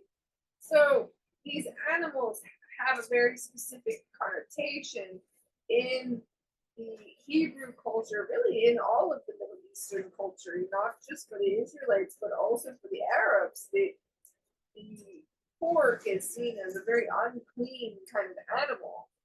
So dogs don't have much more, much of a higher standing either. Here in the States, we see dogs as being sweet and man's best friend and so cute and all of these things. But honestly, they in most countries are treated very poorly because they are seen as filthy and kind of vicious, things like that. Dogs are kind of frowned upon, especially over in that region of the world. So between dogs and pigs, we know that this is clearly something that is probably not good. Right? We have to look at this from a symbolism standpoint. You're not going to give that which is holy to that which is lowly and filthy, because it's going to destroy it. Now put that into the context of something that we can understand. Your soul is precious and holy, and the vessel that carries it should be kept in tip-top shape. And then you throw it to the freaking soul-eating spirits, alcohol, right? Drugs, sexual addiction, all of these things, you're just like trashing your soul with every possible means of filth that you can comprehend from all directions in this culture. All on TV, all of the music, everything. And we wonder why our souls are in pieces. Go ahead. I was just going to say, most definitely. And I mean, if you drown it out with all of the material things of this world, and especially by what, I mean, there's a reason why everything's toxic, because in order for us to actually have that connection, not just, I mean, it is clearly faith through action, but when our vessel, our temples, are so dirty and heavy loaded with toxins, how are you going to hear wisdom? How are you going to decipher and use discernment when you have all of this other foreign material that's toxic to your body, to your temple, kind of blocking? I mean, we talk about chi, we talk about the chakras, we talk about all of these different things. There's a reason why those Tibetan monks follow such a strict guideline that they do, and why some of them are the ones that you're able to see, so to speak, that are able to be airbenders or whatever magnificent things that we're capable of, which this world has also made people feel like they're all fairy tales. We're capable of amazing things, but besides of us not thinking that we are capable of those things, you're right, we're just completely giving out, besides giving pieces of our soul, our energy, to all these things and creating these attachments. I just feel like we're just really almost like how Jesus spoke about those who hurt children, how they're gonna I just think of the thing around their neck and go into the depths of the ocean, into the abyss. They're all just very weighing down. It's like, okay, you mentioned body as a temple, right? Imagine if you had a big old dump truck just come with a load of manure and just dump it all out right inside the doors to the holy temple. so that you'd have to wade through and climb through mounds of poo just to get inside. That's kind of like how we treat our physical vessels. We wonder why our minds are full of clutter and distraction and why we struggle with all of these, mental health issues. We wonder why we wrestle with being overweight, being in poor relationships. I mean, can we list them all? Really? Like all of these things we're all crying about and struggling with and all this and that, but we're not freaking removing the poop that's in front of the door. Like, move that first. Stop eating crap food. Stop drinking crap water. Stop using fluoride in paste and taking experimental medications and all this foolishness, and actually take care of your body. And then, oh my gosh, imagine when you clean the poop away from the door, how easy it is to see out the window of the door. Yeah.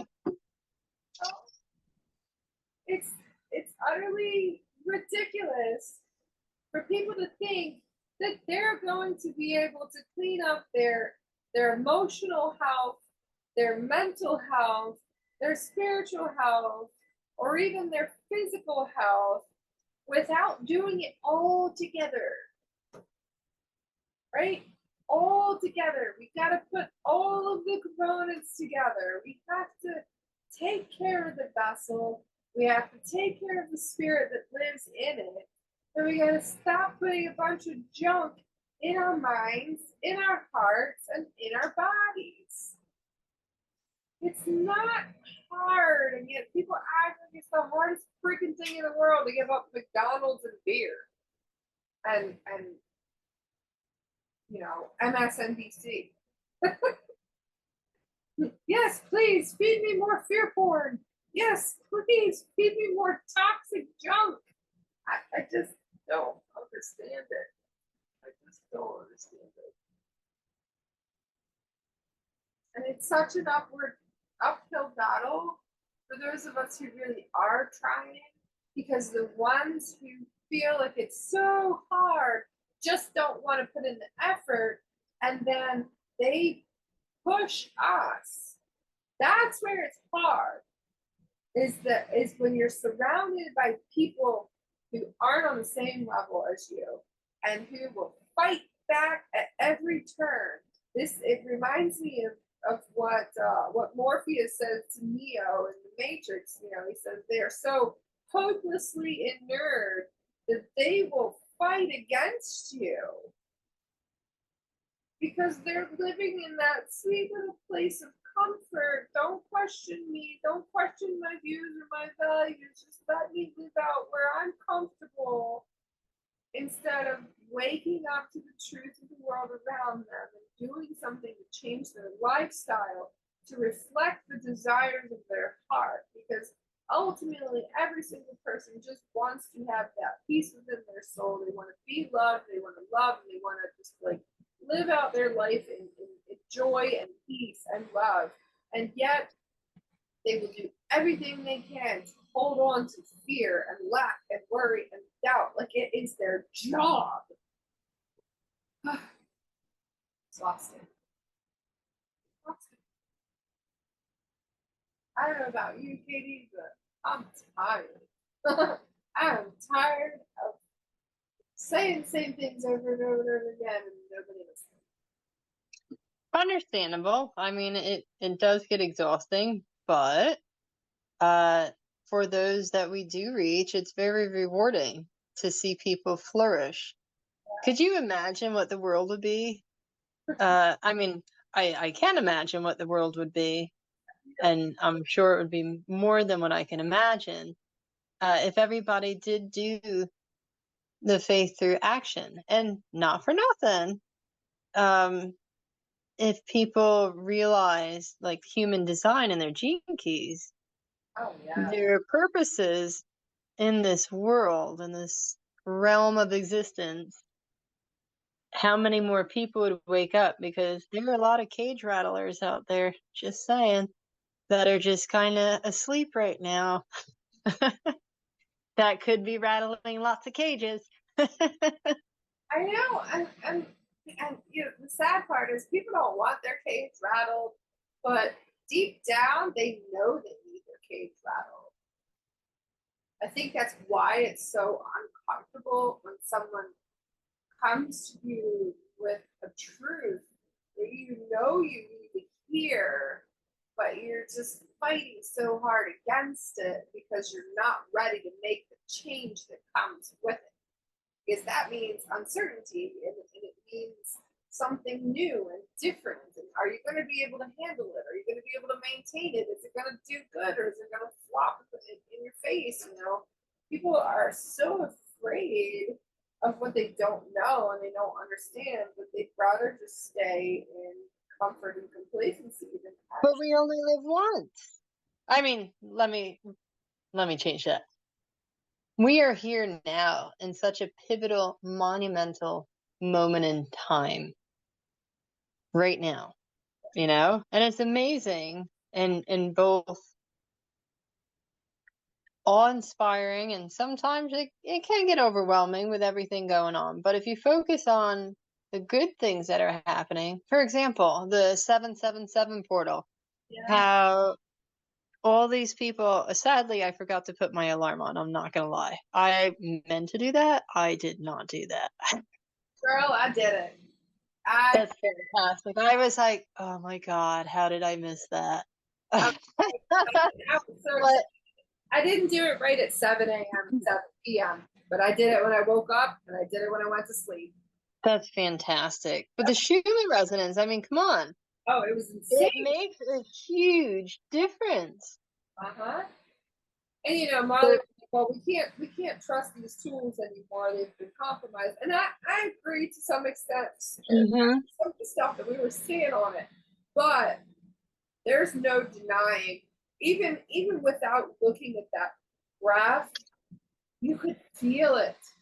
Yes. So intense. But then here's the other thing. How many people do you think actually felt the difference? I mean, where we talk about our temples loaded with crap. You know me, I'm the eternal optimist. So I actually think more people than we realize did. Yeah. You know, there are still a lot of people who are asleep, a lot of people who are still hopelessly inert, but I do believe that the role is shifting and there were a lot of people experiencing it. I'm sorry to interrupt. Did we look at, okay, do you remember that study that showed that one city that did the meditation and how crime went down? Yeah. So I wonder what statistics were for that day then. I don't know. It would be worth looking into. I'm not sure exactly what you would look at to see what it was that specific day, but I bet you that it was a whole world of difference around the globe of lower crime rate. Well, and Marley even said, you know, she was like, I don't usually, you know, do the whole portal thing, but this is a big opportunity for a portal. And it was because of the serious alignment that it was and and it happens every year. It happens every freaking year. And we have the potential to do that. It was just even more powerful with it being the year of 7, being that we're in 2023. Again, we know that the dates are manipulated, so whatever, it might not be 2023, but regardless, it was the serious portal. It still happens every year, and I felt it. I noticed the difference, and I love what the one girl said. I believe you sent it to me when the girl was talking about when you're doing this meditation to be envisioning other people in the world, including yourself, living, you know, their best life. So I did, man. I poured my heart into that. Meaning I'm not gonna lie, it was a crazy day for us. I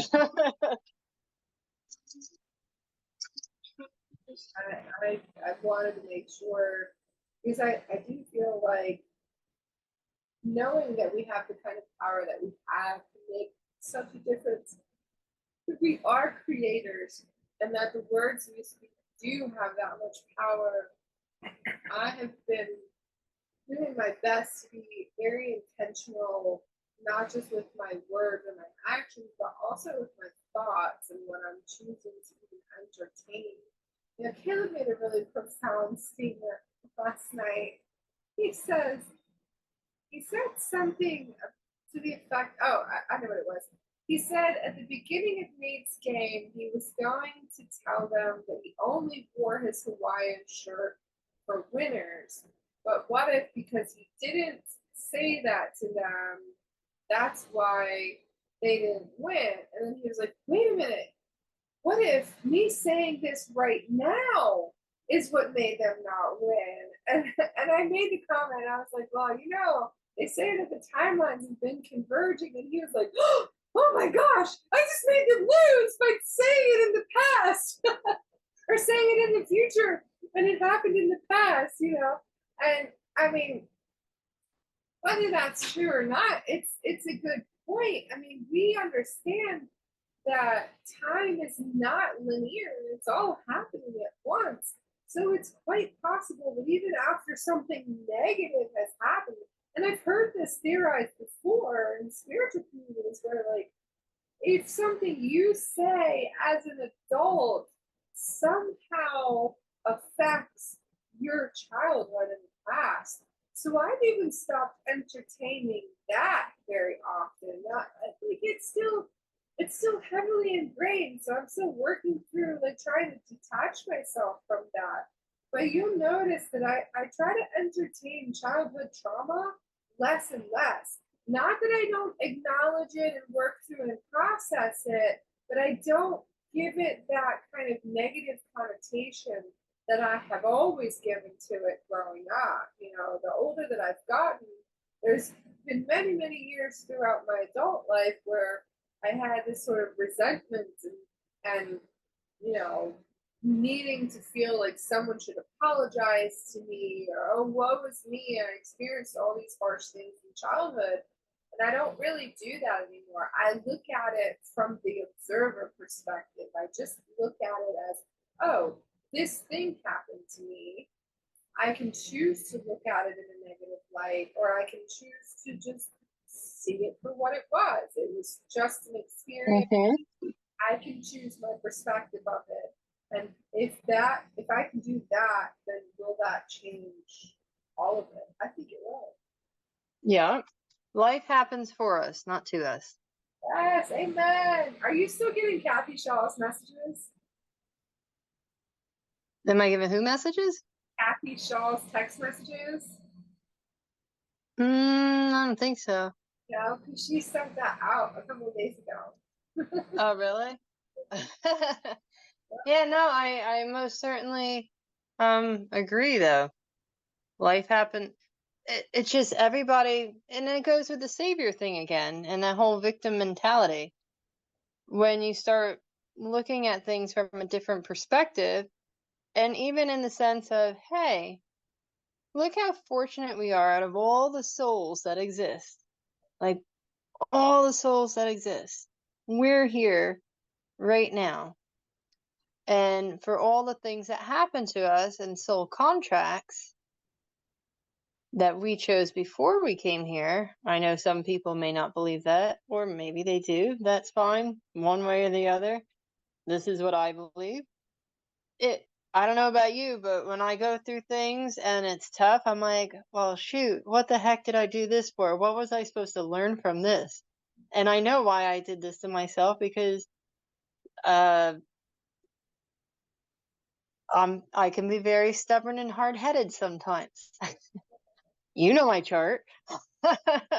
You know? But when you look at it from a perspective of what am I supposed to learn from this? Or what was I when all of those things happened when we were younger, it's still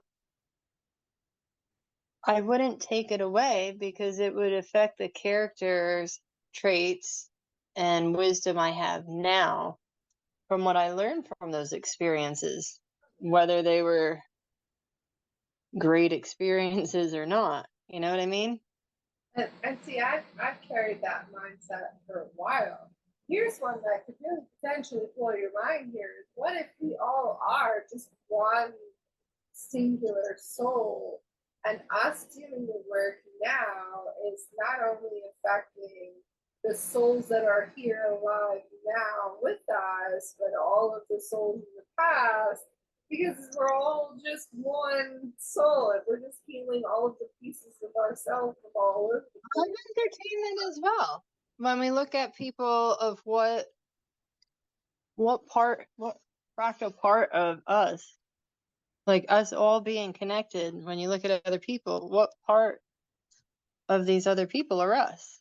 You know, if we're all connected and we're reflections, I don't know. It's a whole lot of, well, you can't talk to everybody about these things.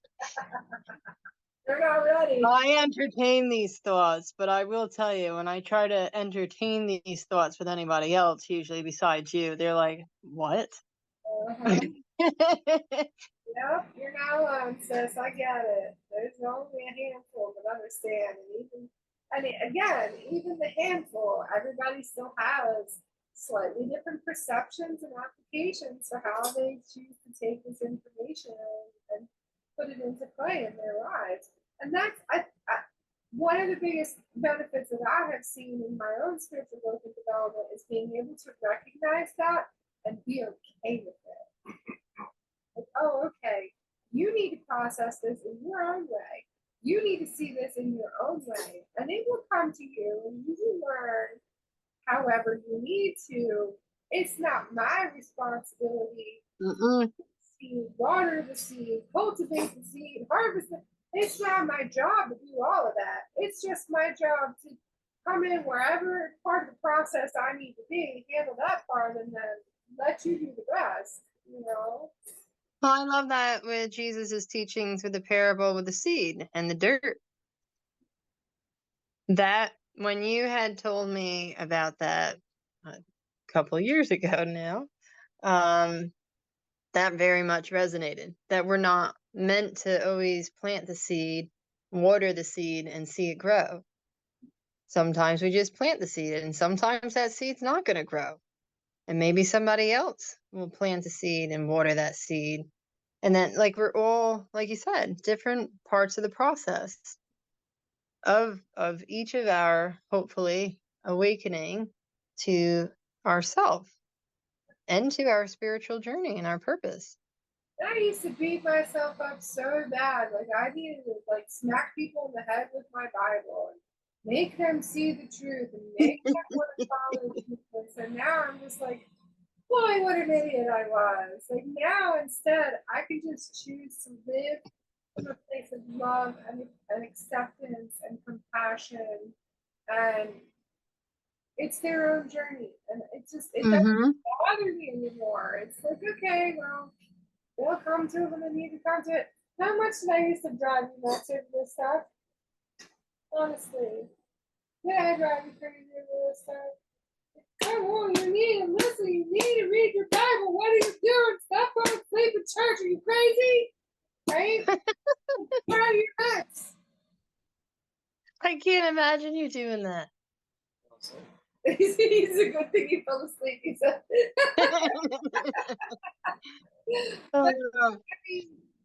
But truly, though, I mean, it's just, I don't know about you. I'm very much for keeping my peace. Yes. And part of that, and I think peace, where does peace lie with salvation? Well, I mean, to me, peace is kind of synonymous with rest. I know, that's why I'm kind of curious where that falls there.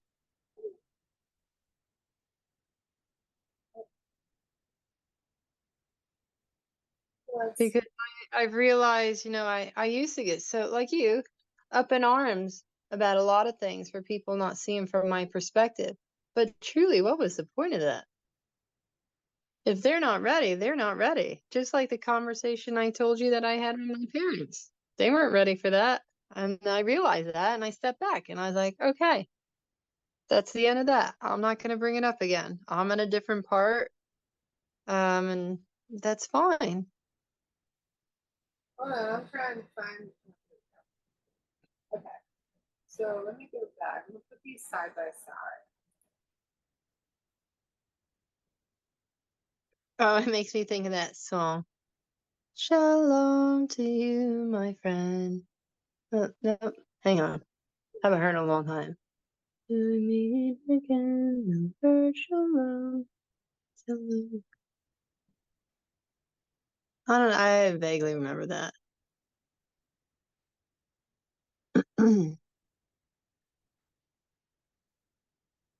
So salvation is Yeshua. Salvation, deliverance, welfare, prosperity, victory. And shalom is completeness, soundness, welfare, peace, safety, soundness in the body, quiet, tranquility, contentment, friendship. Wow. So let's see. What does Jesus say about peace? Like when talking about rest in our mind. Well, he says that he gives us his peace. Um, I know for being Episcopal, and even when I've been to Catholic churches, there was a point in the service that we would turn to whoever was next to us in the pew, and we'd say, "Peace be with you," and also with you. yeah.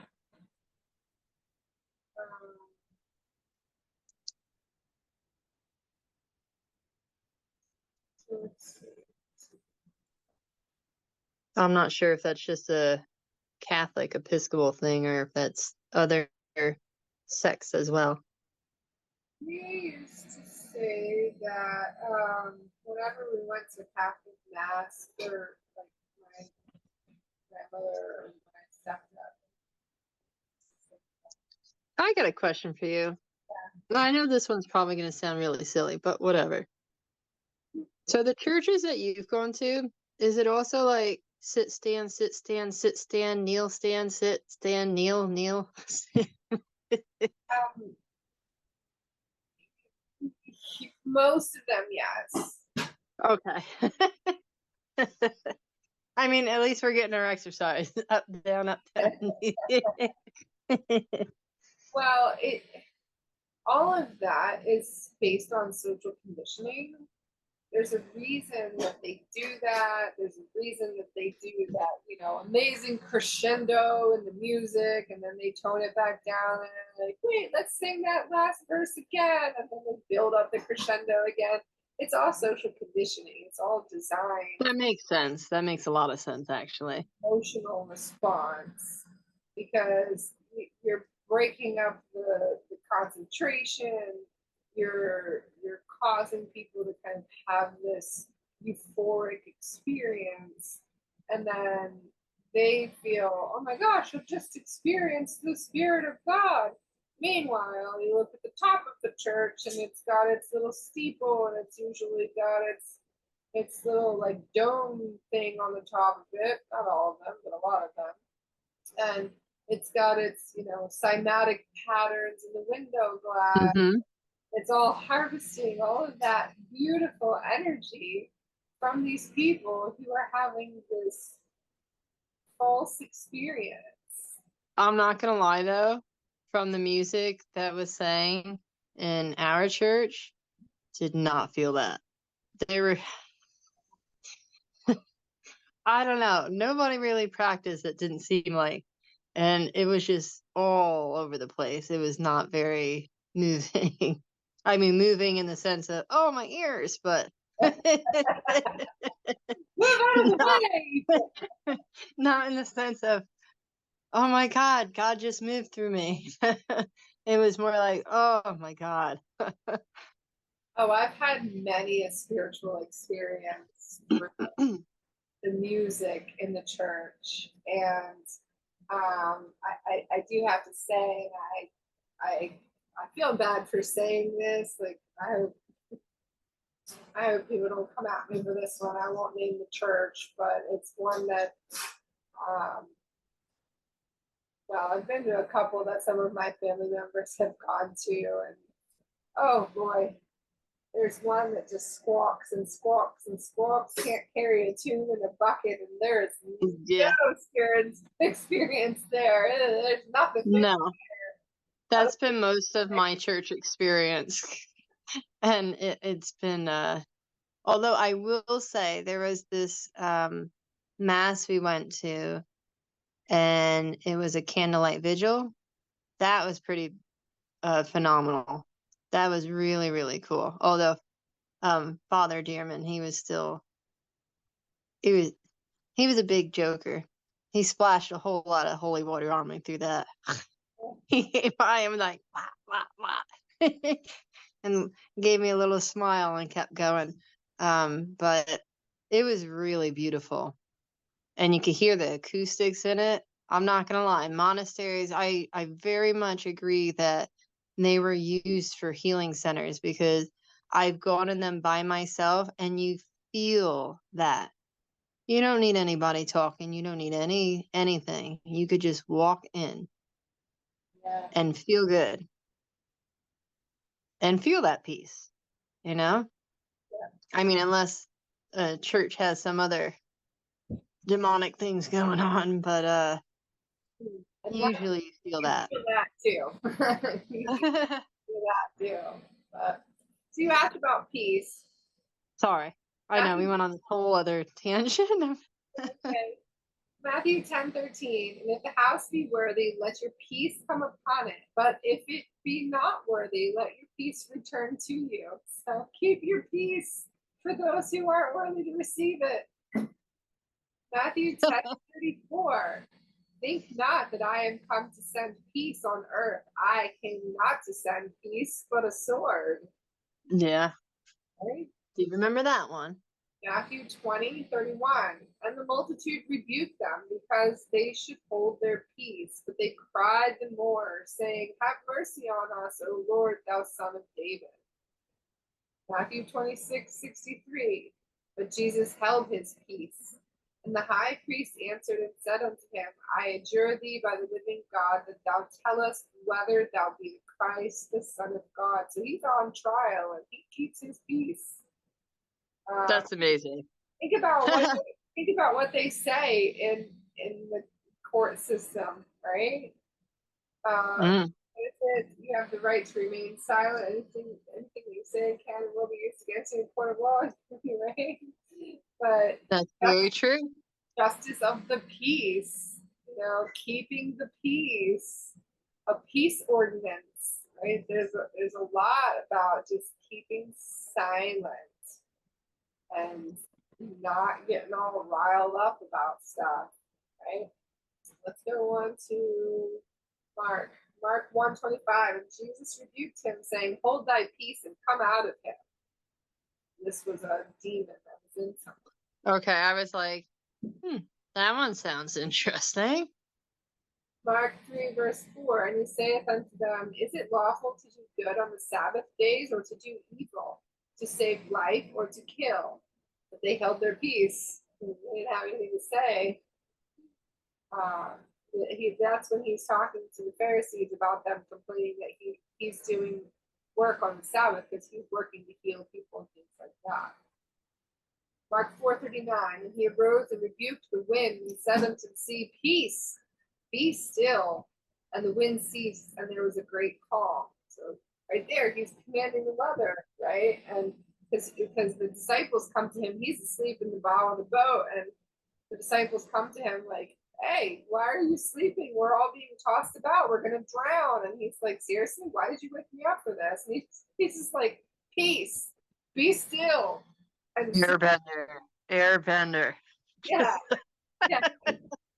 Mark 5:34. And he said unto her, daughter, thy faith hath made thee whole. Go in peace and be whole of thy plague. again, he's doing healing. He's like, go in peace.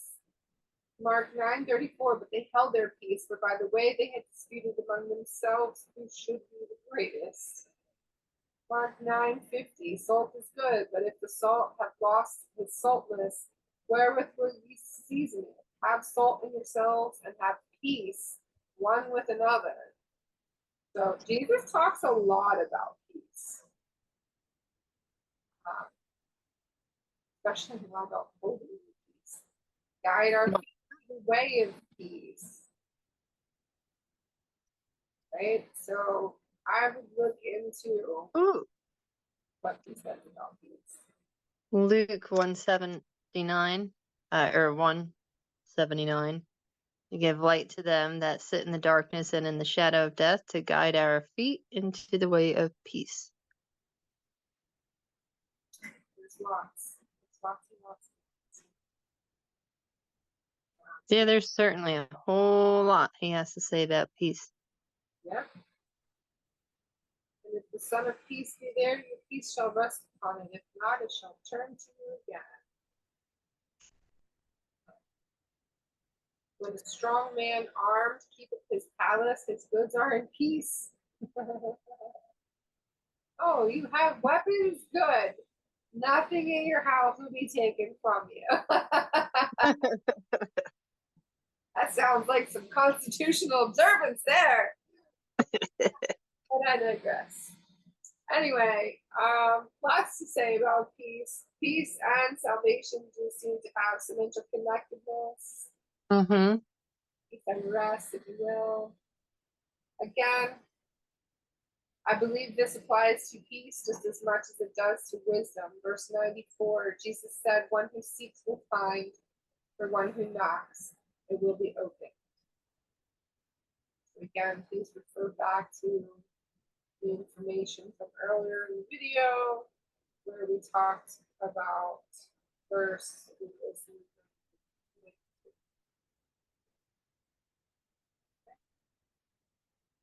That is it. That is all I've got.